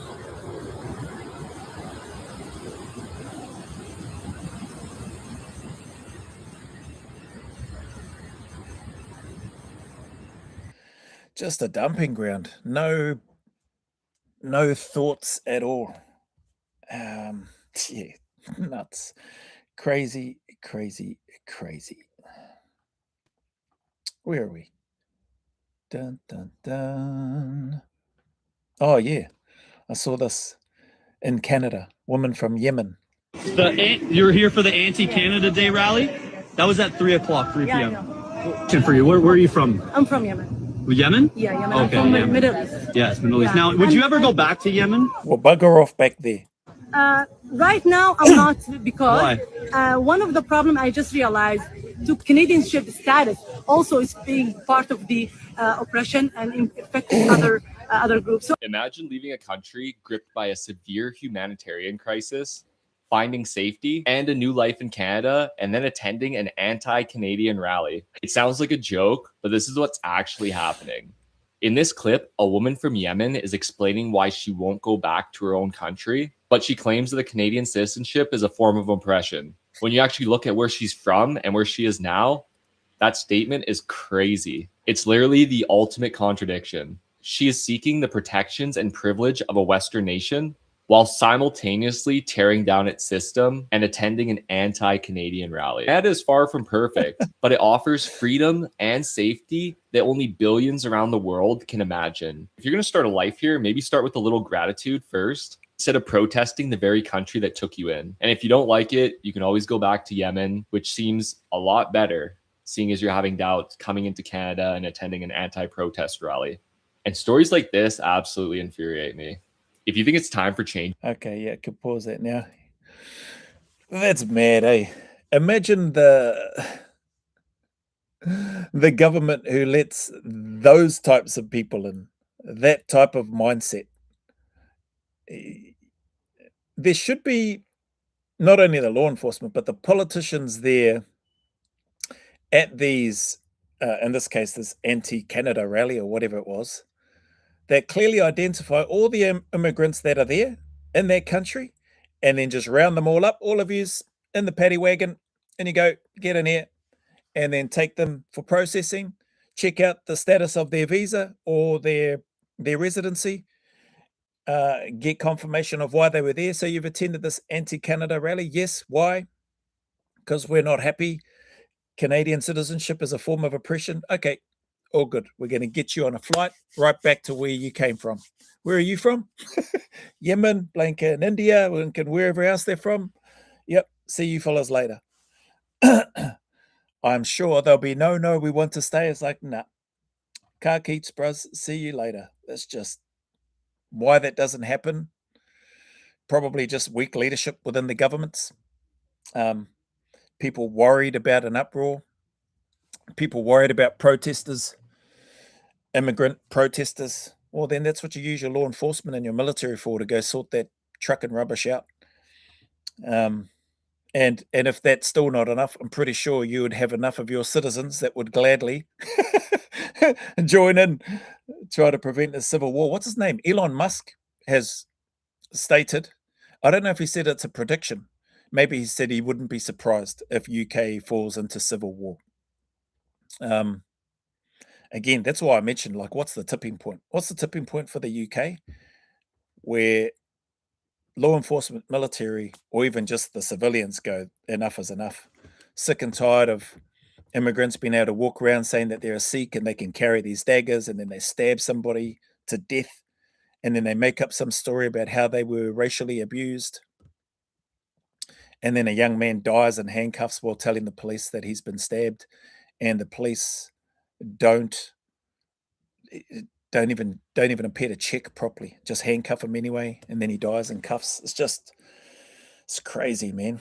What is the tipping point before people go, yeah, nah, I've had enough of this? Government seem to be able to, they just seem to be just doing whatever it is that they want, and law enforcement in UK are executing it, carrying it out for them, going around and arresting people for posts that they've done. Just a matter of time if that isn't already happening before it happens in Australia. No doubt if that, once it starts happening there, it's going to filter over here, across the ditch. Where are we? Oh, bloody hell. Sorry.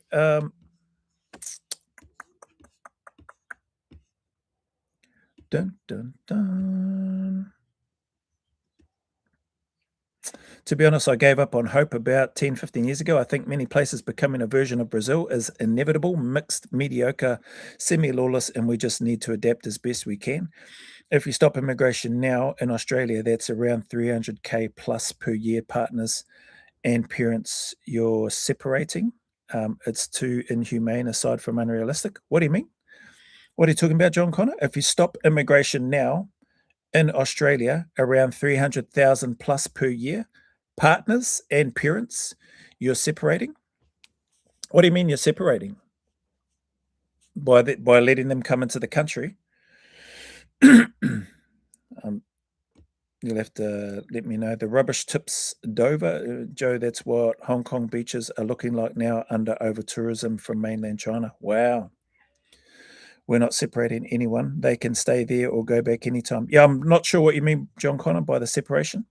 If there's any country in the world that can do with more people, it's Canada. That can do with more people, it's Canada. 90% of the place is empty. Yeah, I don't know about that. Not based on some of the stuff that I've seen, and got a mate over there that's a Canadian Mountie, works for the law enforcement over there. In touch with him. Some people might know him, Dave Whitten on YouTube. Got his burpees channel and stuff there. But doesn't sound like it's in a good space. Who dares wins? That's for... I got really upset about what happened in Hong Kong back around 2019. It's shameful how the West cucked out, but I guess pragmatically not much could be done realistically anyway. They'd have to work to live in those parts though, Dan. They just want the stuff we already worked for ourselves. It should wake up people in the... Oh, that's for John. That's to him. I don't think there will be a tipping point. I think it'll be like South Africa, where people withdraw to their fenced-off compounds and things fall into despair and mediocrity and semi-lawlessness. There's an option, potentially. I still don't understand what you mean by the separation with the 300K piece. Excuse me. Dun, dun. That's for them to have their chat. Rubber Kiwi. I don't do conspiracy theories, believe what I see, but the China-Russia Muslim coordination behind illegal immigration to defeat what they can't fight has some legs. Scotland is 92% Pākehā, mostly Scots. Cool.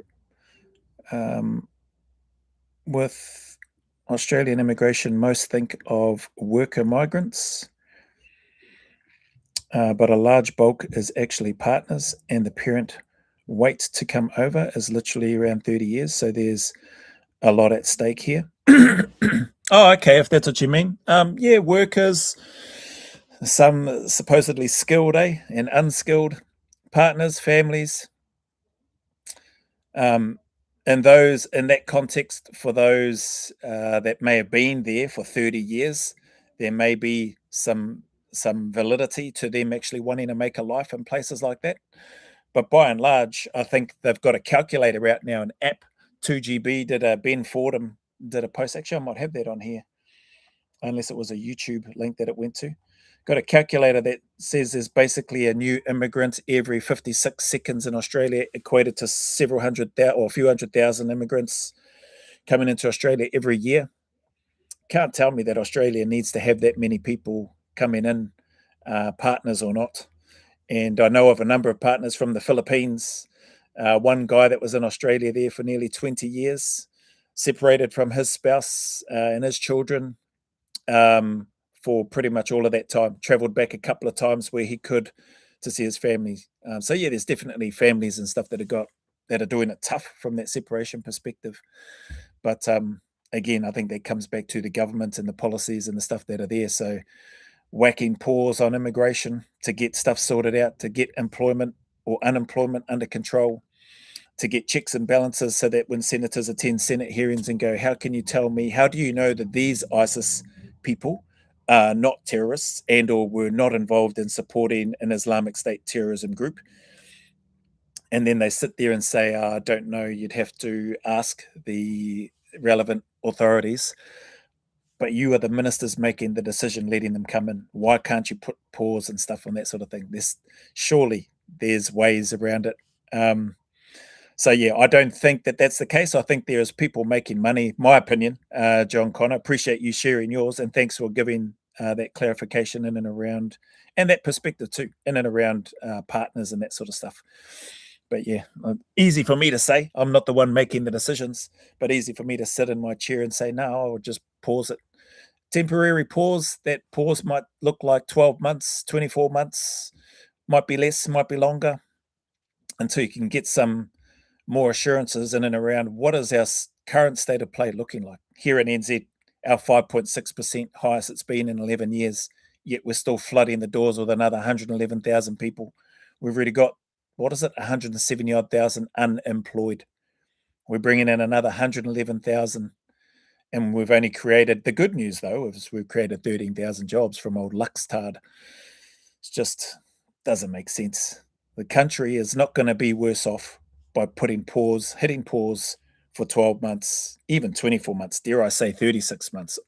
I don't think the economy would go into turmoil by putting a pause on it, pause on immigration for a bit. That's just one area. There's a whole bunch of other things. What have we got? Probably more from Joe. I say this as someone who went through the partner visa process, so I can see the argument on both sides. Yep, fair enough. And you've mentioned that too with your partner. So, yep, noted. Yes, we're being flooded, but the problem is getting too late now. Oh, I don't know. That saying it's never too late. I think that's, I think that rings true in a number of cases, and I think immigration is no exception. It's never too late to hit pause on immigration. My take. Yeah, never too late. Never too late to reassess the Veterans Affairs stuff. If we're looking at Veterans Affairs, never too late to blink and put a pause on blink and whatever it is that we need to have a look at seriously, like the electoral stuff. Never too late to change it here in NZ to citizens only and get rid of the permanent resident votes and the visas without any expiry votes. Like, I don't think it's ever too late, by and large, for a lot of things. And yeah, I don't think it's too late to push pause on immigration. Although some people might think it is. Dan, roughly 90% of Canada is largely unpopulated or uninhabited. Really? Uninhabited? About 90% of the country's roughly 41.5 million people live within 160 kilometers, 100 miles of the United States border. Wow, that's crazy. Interesting. How many Australians are there? Judale, Morgan, have a look at Orania in South Africa. Orania in South Africa. Clean streets, health and education for all, zero crime. Oh, cool. That's good. Australia also is the same size as the USA, just needs better quality. Just needs better quality land. Have a Kiwi. 28 million versus 300,000. Bad news, 1%. Sorry about that.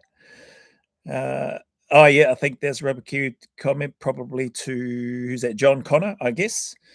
Yeah, numbers, blah, blah, blah. That's for them, John Connor. But people will pay any price or time delay to get their partner with them, as you can imagine.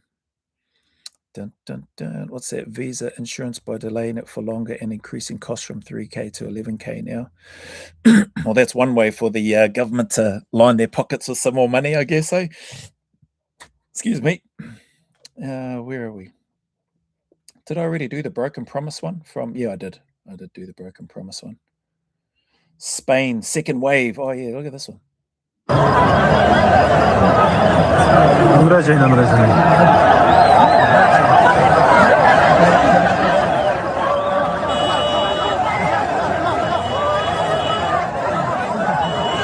Again into Ceuta. Like, where is the law enforcement and their military? Why is there nobody there doing anything to try to stop that from happening? It just seems crazy to me. What's this? Fresh attempt to cross the border raises renewed concerns over mass migration. Footage circulating online shows a second wave of migrants attempting to cross from Morocco to Ceuta, Spain's sovereign enclave on the North African coast. The latest scenes have reignited debate over border security and the continued pressure on Ceuta as groups attempt to enter the Spanish territory. Whew. And looks like, again, well, can't tell properly, but vast majority, mostly, if not all, men.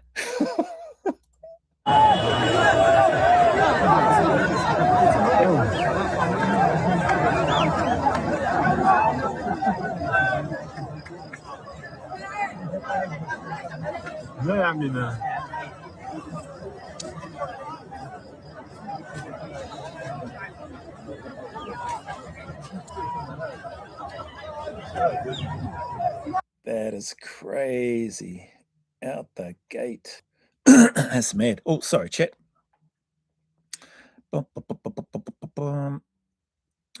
Dan, for New Zealand migrants, lift the property market. Look at the National Party. They all own multiple properties. Some of the large portfolios, they call it growth. Bloody buggers. I didn't really get this one. They got there, risked drowning, only to go back because it's not even really Spain anyway. Seemed idiotic. Risk drowning, only to go back. Well, that's the thing. Some have gone back, from what we understand, John, but there seems to be a large amount that are still there, quite happy to stay there, making it their home, living on the streets and doing what they're doing. And then you got footage like that with a second wave coming in. Yeah, I wouldn't be convinced that even half of those that have gone over have gone back. I wouldn't be surprised if there's well over half that are likely still there. Could be wrong, but I'd definitely be interested to know. 250 plus countries on the planet. They have alternatives. We aren't their only option. Maybe my last comment got blocked off. I saw some the worst of humanity back in 2019 on the streets, whether by the police or by the triad gangs. Okay. Rubber Kiwi, only one with no land snakes. We're closed. Maintenance and stuff. Call back later. Yeah. Who knows? We're not that closed at the moment, not under our old Luxtard and the current National Party. Dun, dun, dun, dun. Oh yeah, what's this one about? This was a post, I think. So this post here, oh bloody hell, I'm not even sharing the screen. Sorry, peeps. This screen, this twat. So 2 Melbourne men have pleaded not guilty to 14 indictable charges over allegations they imprisoned and repeatedly raped a 14-year-old girl inside a Coburg home. Mohammed Hafda, 23, of Lalor, and Massimo Salerno, 22, of South Morang, appeared before Melbourne Magistrates Court on Friday, 31st July 2026.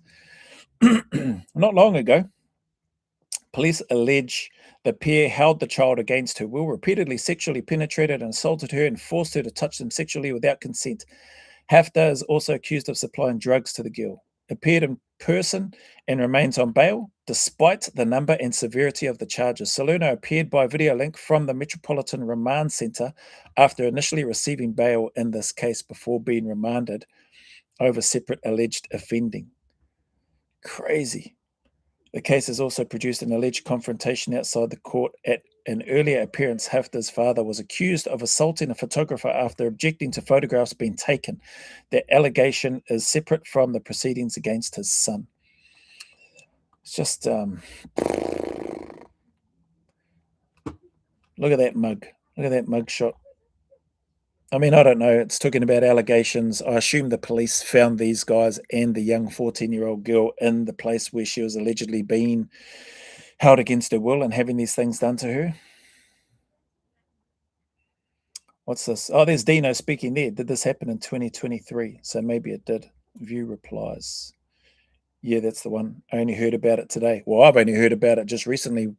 Would have been last night, I think, when I bookmarked this.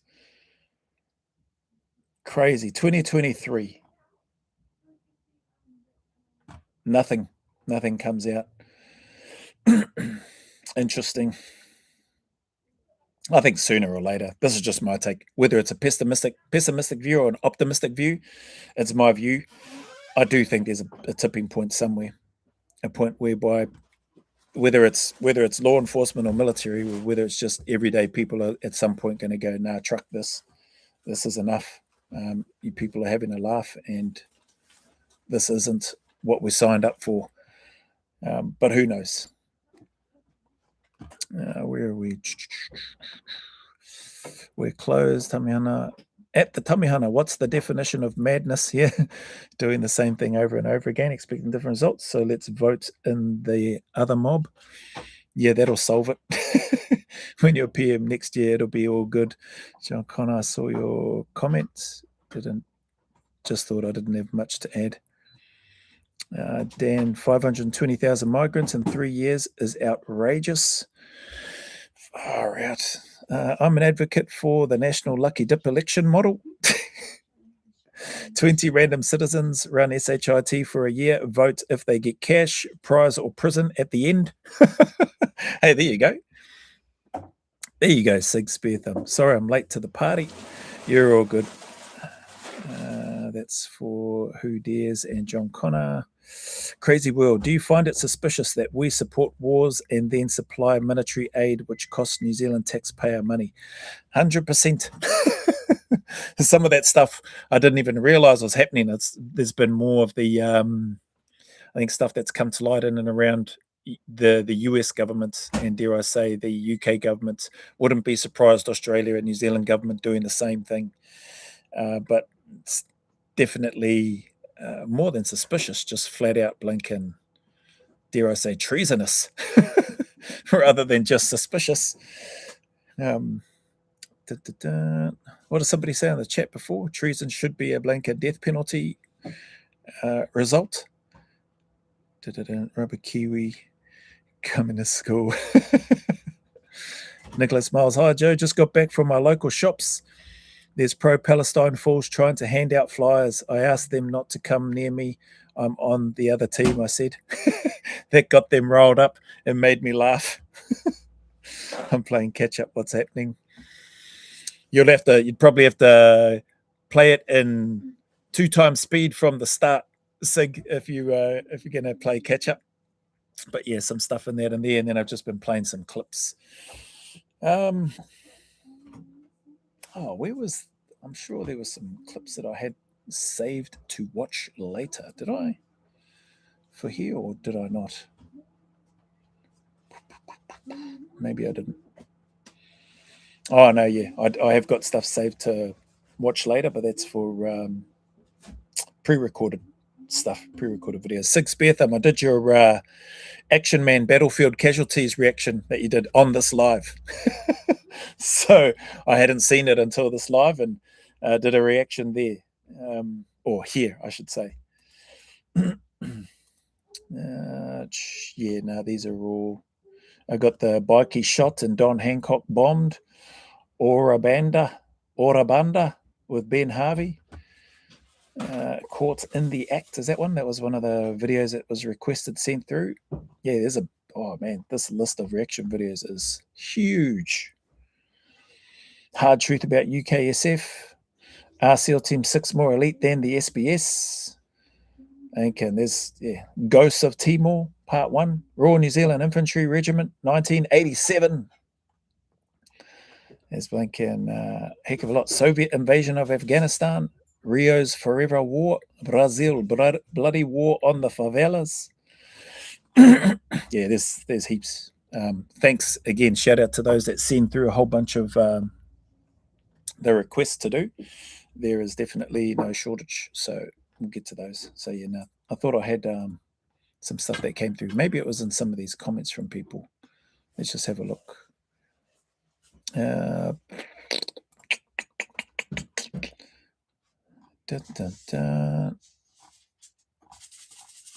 Some of the usual suspects with their links that they've sent through.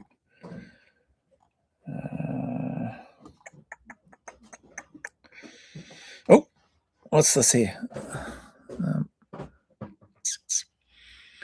Buy the bombs and pay the same guy to rebuild it. Nothing sissy about that at all. Sus. Oh, sus. Yeah. 87 was a great year. Gallagher on the breakaway down the wing. He will go all the way. Is that John Gallagher? Where are we? Oh.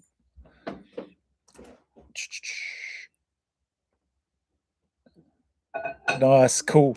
Just got a reply from Andy White. Just got his email, which obviously I won't share in here, but it's got a reply from him. So that's good. I'm going to be busy tonight.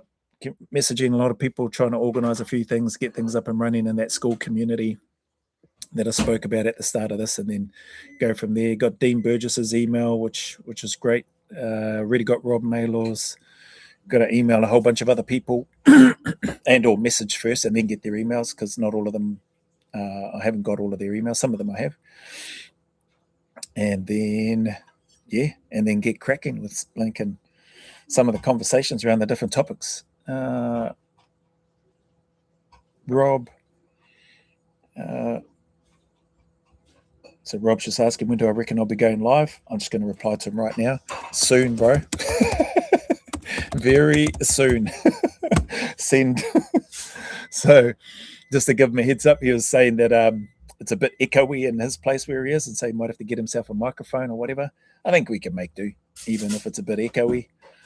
Doesn't have to be like I plan on, as long as he's willing and able and keen, I plan on having multiple interactions with these lads, like as much as they're willing and as much as their schedule allows. So fitting them in a day and time that works for them will be a pleasure for me. So just we'll see how it goes. What's this? Gone back in the live to watch the Action Man parody ad reaction. yeah. Okay, you'll see that. You'll hear that. What's this? I once stayed at Paikakariki for a few months. I can't imagine the place being overrun with migrants. There wouldn't even be an Uber Eats to run. New Zealand, to me, looked like a 30-year time capsule compared to Australia. Yeah, we like it simple. Auckland doesn't count. Gone back. No, read that. Yeah, so some stuff moving along, which is cool. Respond to that. Received /ek. Thanks, mate. Looking forward to it.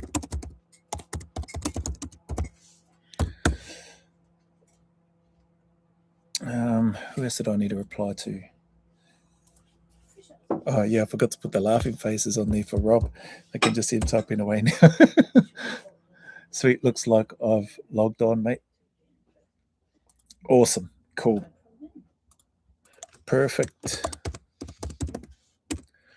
I'll send you an email this evening. Yeah, look, if you're on this live, you're just watching me respond to, without seeing the content, watching me respond to some of the fellas, Rob Mailer being one of them. Yeah, cool. Well, what's this? Request. Who's this?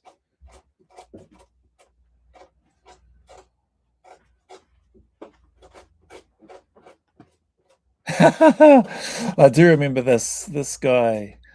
I won't mention his name. Scott here. Hey Joe, I hope you've been well, mate. I think I reached out to you a few years back as I've been on the hunt for a sea troop patch for some time.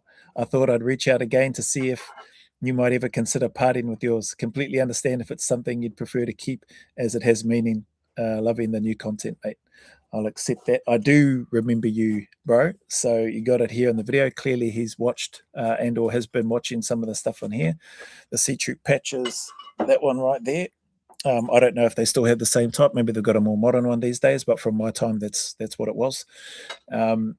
So yeah, I'll have to, hey, where's that message gone? Oh yeah, there he is. Let me come back to you, bro.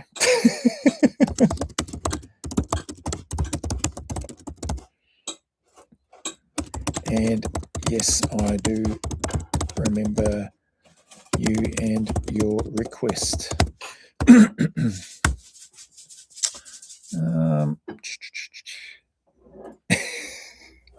Rob's just sent through a picture already, so yeah, won't be sharing that picture on here.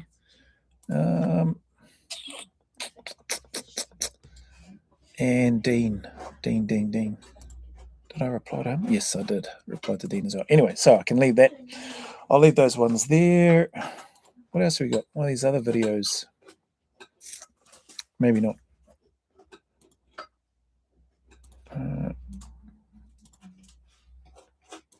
Leave that. That's stuff for me to look at later. Yeah, I don't know. Maybe I'll leave the other stuff in the bookmark piece, and I'll do some of the bookmark ones in another live or something. What's this? Charlie 29. Woohoo, 3 members. We're away. There you go.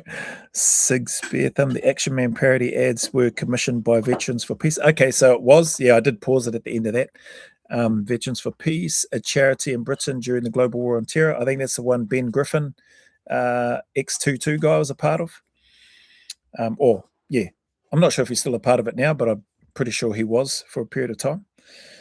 What's this? I think parodies like them help bring attention to the real consequences of war. Yep, utilizing those children to be moving the Action Man toys around as well, and their input likely added and helped with that as well. Kiwi replying to emails with, "This is why we pay the big bucks." This is why you've joined the live stream, to watch me reply to some of the messages that have come through on the gram. Where are we? Let's have a look. Where is he? Where is he? There he is.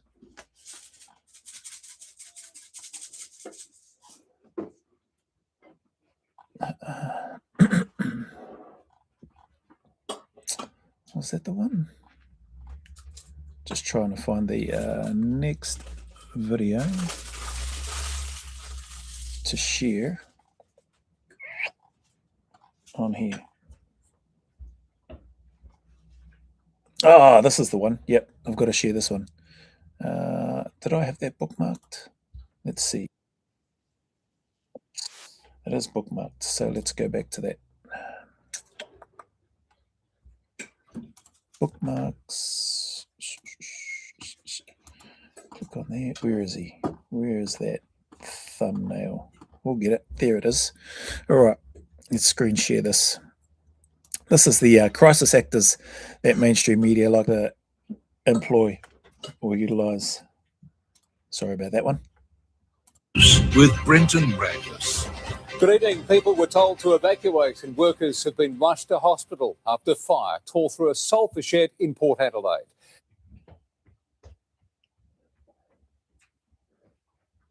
That emergency. It was bellowing out more smoke, more smoke, more smoke, and then, yeah, next minute. Have a look, people. More smoke, more smoke, more smoke. Does he look familiar? They all rocked up, and then we evacuated, and then once we evacuated, we got told, just to stay alarmed, just in case, and then, yeah, apparently it was a sulphur shed. This has been a really significant... On our roads compared to the same time last year. Flowers and hugs. Are calling on the state government to improve its safety. Enough's enough, I feel for the girl's family. There's no red light camera on this. Coincidence? Is that a coincidence? Same guy, at least he changed his clothes. Two different situations. Not suspicious at all, eh? Just a coincidence how that happened. On this strip whatsoever. We have already looked a number of times at that particular... Adelaide's 9 News with Brenton Radius. Good evening. People were told to evacuate and workers have been rushed to... Yeah, hard case. Look at some of the comments. Truck Channel 9 propaganda capital. People still don't believe there's crisis actors. Probably the same actor from the COVID scenario. Like, interesting, eh? Somebody will probably create an AI agent that can just go through and scroll through all the different media to see who the same crisis characters are or crisis actors are in those videos. What's this? Worst luck ever, poor bugger. Yeah, mad, eh? Anyway.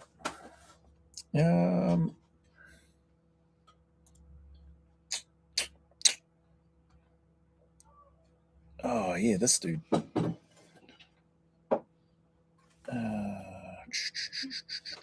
Let's do this guy here. Share screen. Share. Let's have a listen to this one. Imagine being a police officer for 30 years. You did not imagine that one day the police would be knocking at your door for reposting something on Facebook, right? Not for 1 minute, no. So I got a phone call from my daughter, and she said, there's 2 uniformed police officers here, and they want to seize your shotgun and your certificate. 15-minute drive home, went home, and they explained to me that somebody had made a complaint of racially aggravated Section 5 public order. I got in touch with the officer. in the case, and I was invited to go down for an interview at Darlington Police Station under caution, which I did. And they put various Facebook posts to me. And I said, yes, I did that. And there was quite a few of them. And at the end of the interview, they said, right, this having a sort of racial, religious element, we have to put it to the CPS. So that was it. A couple of months later, I got a couple of charges through the post. 2 charges for Section 127 Communications Act. That's when I got in touch with the Free Speech Union, and they gave me certain advice, and then I got some charges through the post, and I had a court date to go to, and I was waiting to go for the initial court date, which is guilty or not guilty. And I got a phone call off my solicitor, said, good news, Steve, a senior prosecutor has reviewed this, and he said, there's insufficient evidence, no likelihood of a successful prosecution, it's over. So I thought, great, that's it. 2 months down the line, another envelope from Durham Police, same 2 charges. So I phoned up my lawyer, and he explained to me that my neighbour had exercised his right, you know, to have this case reviewed. And sorry, it should also be mentioned that you had a separate incident. So your neighbour's not Muslim, but they basically were pursuing this seemingly because you had this separate incident. Yes, on day one, I guessed. They wouldn't tell me in the initial interview who it was, but I knew. I even told the police, and the CPS knew. I believed it was a malicious allegation, but obviously took no notice of that. So anyway, I get the charges through after his appeal, and I went to court, guilty or not guilty, put my not guilty plea in, and I was back at court again. April gone. 2 charges, 1 I was found not guilty of, and 1 I was found guilty. And the one you were found guilty of was specifically because it involved Islam? Yes, everybody runs scared, because I'm convinced if I'd made a joke about, say, Catholic priests and the child abuse, nothing would have done. Nothing would have happened. It was just because it was Islam. And I ended up going to court, as I said, I was found guilty, and it cost me £1,100 in fines and costs. And you've got a criminal record now? And a criminal record. What's going to happen now then? Are you taking this to appeal? It's going to appeal at Teesside Crown Court in November, yes. Supported by the FSU again, you know, fantastic support. Yes, so they've put me in the right direction, and they're doing crowdfunding for me. Since I've been a member, I've actually donated money to different causes. This is a worthwhile cause, and I've actually donated money, and I hope people do the same for me, because not just for me, but it's for free speech, because free speech doesn't look after itself. It doesn't. It's people like the FSU, people like yourself, people who really stick up for the ordinary man. The Free Speech Union have been absolutely fantastic. Were you a member before all of this? Yes, just. Yeah, just. It was good timing, because quite a few of my friends, ex-police officers and other people have said, look, you need to join this. You know, if you're using Facebook, or even if you're in the public sector, join. And probably the best thing I ever did. Yeah. The staff have been absolutely fantastic. The advice I've had is fantastic. Imagine being a police officer for 30 years. You did. Clearly, free speech isn't free, eh? Right. He's been a police officer for 30 years. Puts up some posts, comedic posts, pulling the piss out of whoever it is that he's making these posts about. Just happens to involve some Islama twats in there. And he gets these charges laid, and then found dismissed. Then they come back, 2 charges, not guilty on one, guilty on the other one. The one that he's found guilty on has a reference to Islam in it. This is just ridiculous. A guy that served his country and his area, his community, 30 years as a police officer, and their government in the UK is going to has treated him like that. Shout out to the Free Speech Union for supporting this fella and the advice that he's been able to get. Clearly, free speech is not free. Sorry, there's people here in the chat. What's this? Speaking of crisis actors, I'll try to find a documentary on Pallywood, the Palestine propaganda network. When you see how easily they manipulate the Western media, it's almost hilarious. Yeah, I remember we heard some of the propaganda media when we were in Iraq.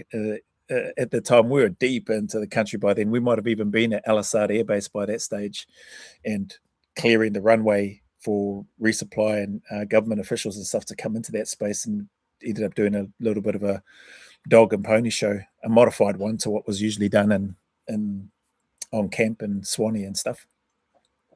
But where was I going with that? With regards to the what were you talking about? Were you talking about Palestine? Oh, sorry, not Palestine, Pallywood, and the propaganda. They were talking about, was it Chemical Alley? I think they're talking about it when they're going through the deck of cards, or whoever it was. Somebody in the deck of cards is talking about there are no coalition forces within Iraqi territory. That any coalition forces who have attempted to enter into Iraq have been basically destroyed and repelled and turned away, and they've retreated. We're thinking, what the heck? We've been in country now for about probably, dare I say, a month, maybe a bit longer. Already done a few things and done some hits and been involved in a couple of skirmishes and contacts by then, and just made us laugh. So yeah, I could imagine Sig spare them. I don't think there's any easy way to get those two countries to chill the truck out. Oh, sorry, I read the wrong part. You see how easily? Oh no, yeah, I read that. How Great Britain isn't in open rebellion right now. I just don't understand. Yeah. And then my thoughts on Israel, Palestine have only gotten more compliments over time.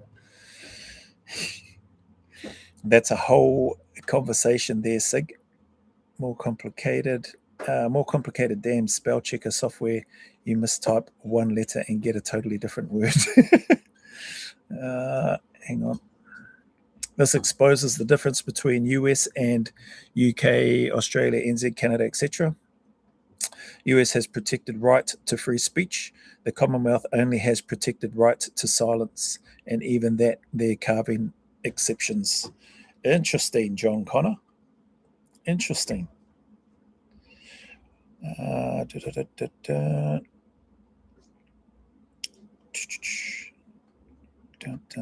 that? That's for Rubber Kiwi. About Joe's comment, James Cooper Hope.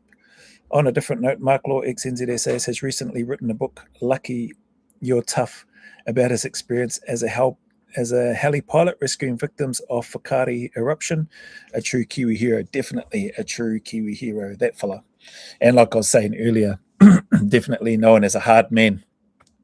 I was first put onto him by a guy when I was working in the private sector, ex-Kiwi SAS guy, lives in Spain. So I'd be interested to hear his thoughts. Actually, I've got to reach out to him too. Mike is his first name. He put me onto Mark Law because I think him and Mark were in the same selection. And that's how I got Mark's details. And he put in a word for me with Mark just to say, hey, this guy will probably reach out to you, which I did.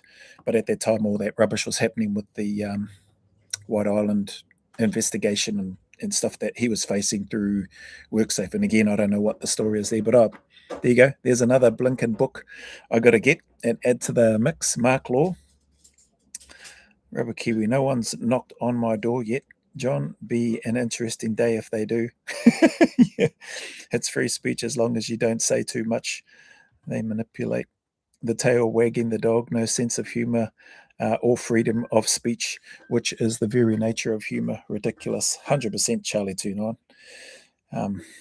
Yeah, just like it's shameful that a 30-year police veteran in the UK or anywhere would be treated like that. Disgraceful. And that the government's doing nothing about it, or the government are the ones enabling that sort of stuff to happen. The treatment of, in this case, one of their first responder veterans in such a blank stupid way. I'm a one-thumb typist. If you take anything I put online seriously, that's probably a you problem. I only talk to people I trust. No real freedom of religion in Britain either, except for Muslims, but without freedom of speech, there is no democracy. But maybe that's the point. Yeah, interesting times. The lady from the Free Speech Union in NZ took some dude to court for defamation. Really? How did she go? The lady from the Free Speech Union in New Zealand took some dude to court for defamation. Did she win? What was the outcome of that, Dan? Did she win the defamation case? Practice what you preach, huh? Freedom of speech in New Zealand is protected by the Bill of Rights, but it isn't an absolute right. Okay. Thanks for that, Charlie 29. Freedom of speech in New Zealand is protected by the Bill of Rights, but it isn't an absolute right. Yep, then she quit.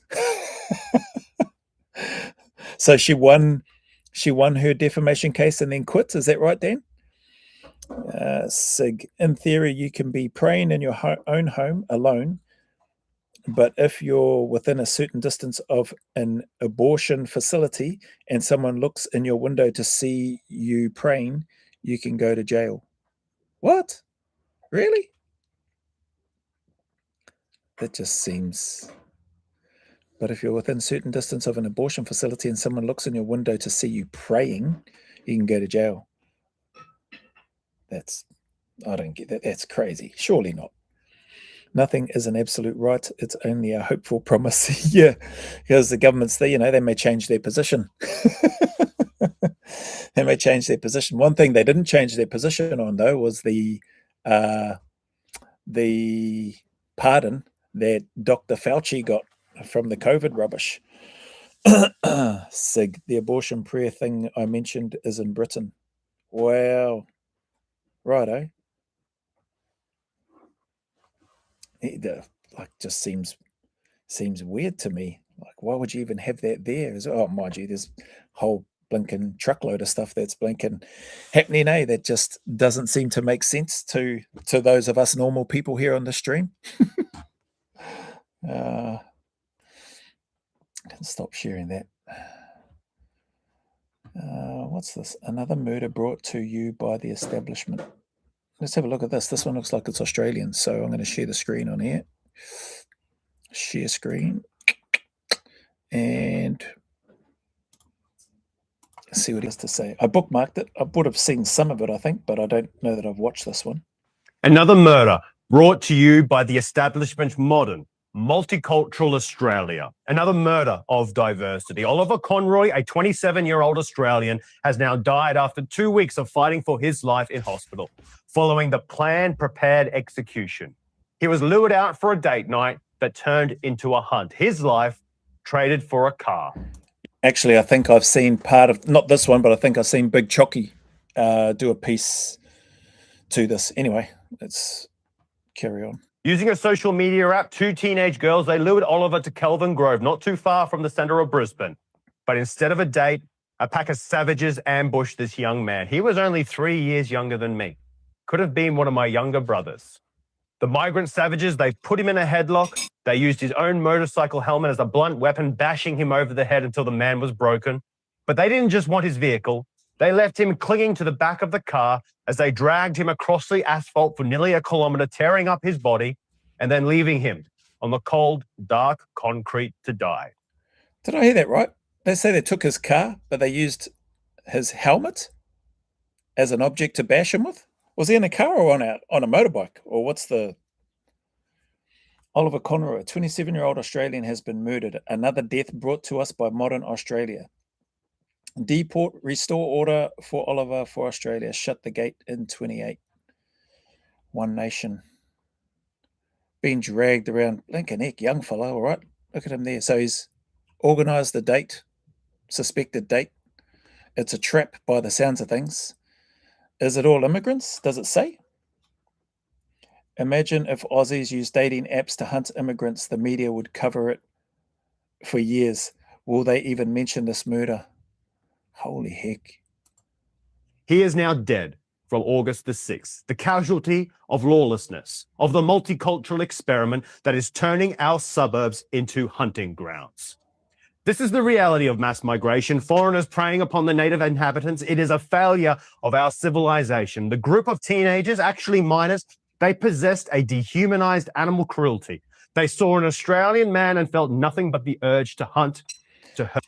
So a group of immigrants, minors, must have been blanket, well, wouldn't need to be a massive amount of them, but clearly enough to overpower this young 27-year-old and then steal his vehicle and then drag him for however long they're dragging him, and then he's died after several weeks in hospital.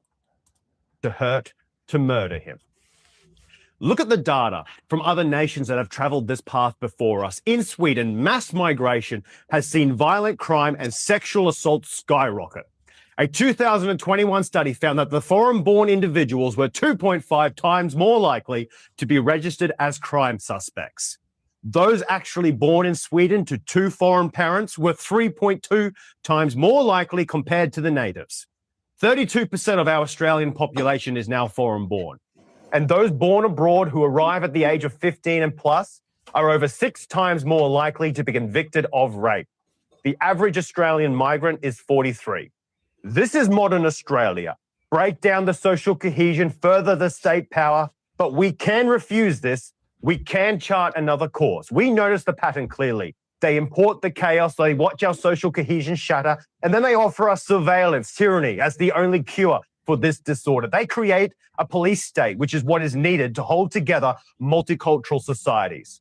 Mass deportations will correct this. Mass deportations of those who cannot speak English, of those citizens of other nations who break our laws, of those who endanger Australians. End this suicidal multicultural migration experiment and restore the order that kept our people safe. For Oliver Conroy, for our families, and for the future of our nation, shut the gate in 28. Another chair. Well spoken, that one, eh? Had that all. Yeah, makes a lot of good points. I agree. Shut the gate, like, and push pause, and then reassess it later, like in a few years' time, once they've got everything sorted out. Jeez. Again, I don't think it's too late. I know some people might think it's they feel like it's too late. I don't think it's too late. Take some action. Get One Nation in there if they get in there. I know a lot of people don't think One Nation are going to get in. I think a lot of people still think Dumbanese and his government are probably still going to be the ones in there. So we'll see. Be disappointing if that is the case, but sorry, there's people in the chat.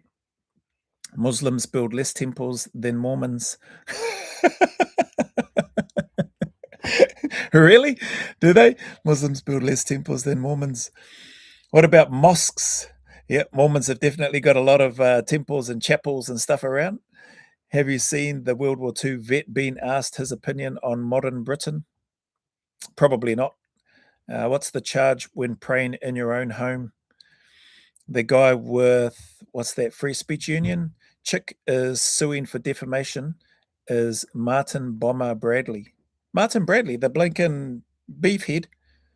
A real pause. The comments he wrote that she's suing him over. Oh, the comments he wrote that she's suing him over aren't yet public. Oh, okay. She argued to have her name made public. She argued to have her name made public. Oh, so is that why she lost? Martin Bradley, is that the blinking bodybuilding guy? Charlie 29, that's for Charlie 29. Sigspear, that's for Charlie 29. Their own homes, which is insane. That's for John Connor. Yes, the Bill of Rights. That's for him. By design, it's too late. The horse has bolted. What's that for? The you mean the immigration at the Tamihana? Well, horses can be reined in too. Rubber Kiwi, what people call rights are really just societal agreements. We've all agreed on freedom of speech. Agreements can be changed. Yeah, change our position. There's no lightning bolt if a right is breached. Up to us to keep them. Sig, the more you know about Mormonism, the crazier you realize it is. I'd still rather be the only Orthodox Christian in a nation of Mormons than a nation of Muslims or communists / Bolsheviks. Excuse me. The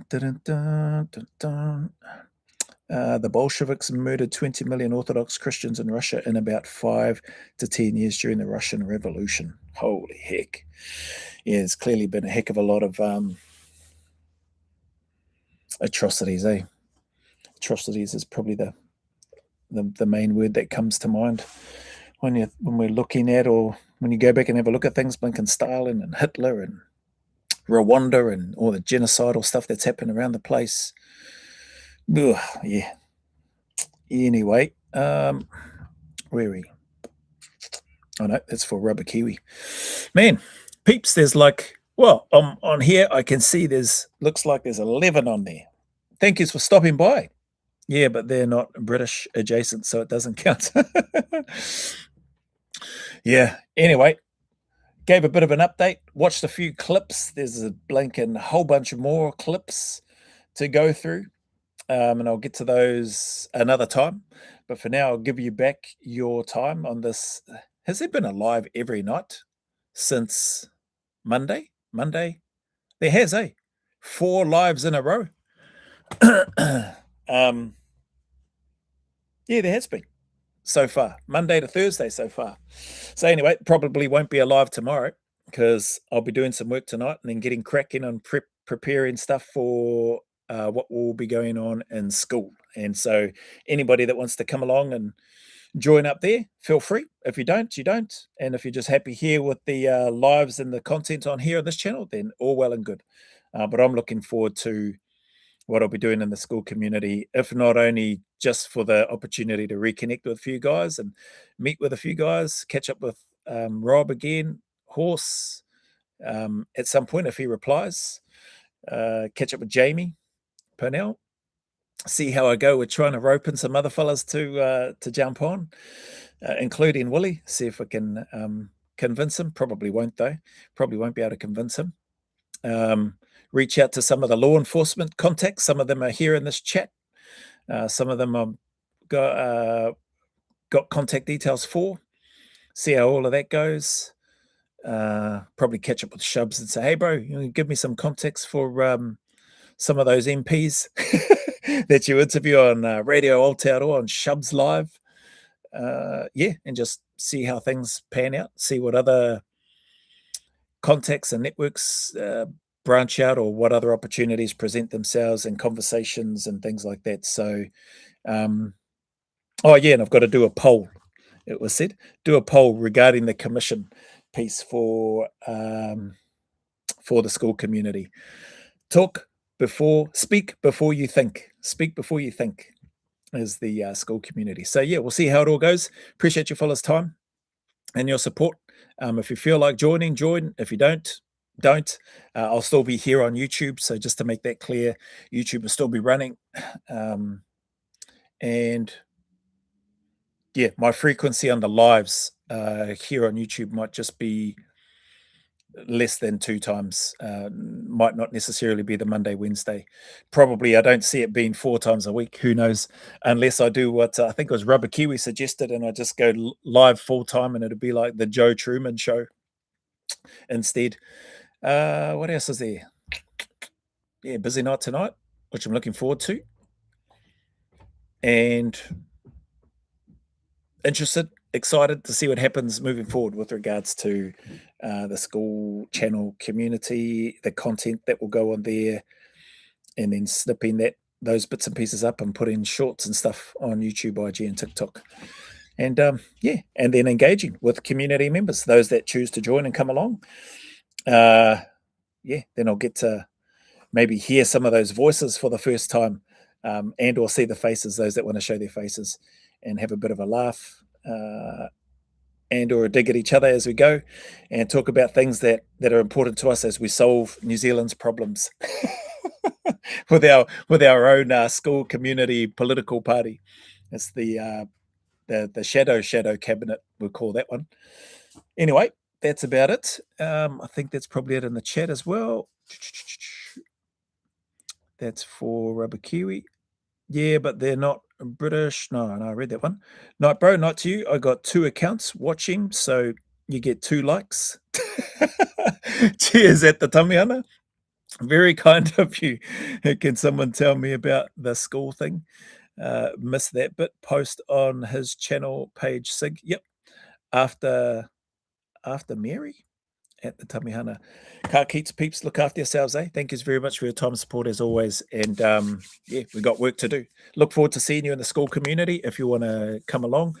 And yeah, there's posts on the channel, Sig. There's some stuff that I spoke about right at the start of this live. If you do want to go back and watch the live and just watch the first, actually, I don't know how long I rambled on for then, but probably I'd say at least 15, 20 minutes talking about the school community and what that will offer. So yeah.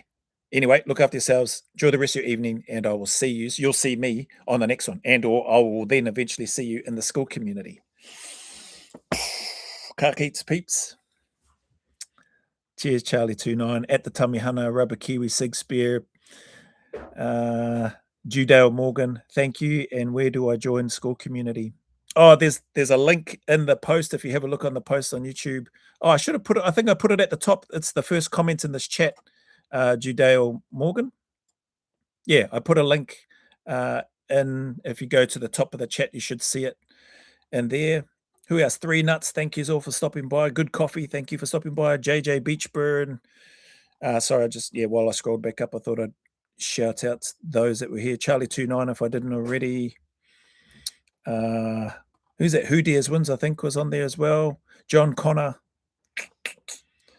Who Dares Wins. Yeah, a bunch of people. So thank you very much for stopping by, eh? Dan Kid, hey all. Sorry, brother, we're just dropping off now. But appreciate you stopping in, Dan. Thank you very much. You'll see some stuff. If you happen to watch the live, you'll get caught up to date with the update at the start, and then bits and pieces and different videos that I was doing reactions to live on here. So yeah, look after yourselves, peeps. Take care. I'm going to end the stream now. I'm always late. You're not always late, but yeah, appreciate you, Dan. Look after yourself, eh? You'll see some stuff at the start of the live if you get a chance and happen to watch it. End stream.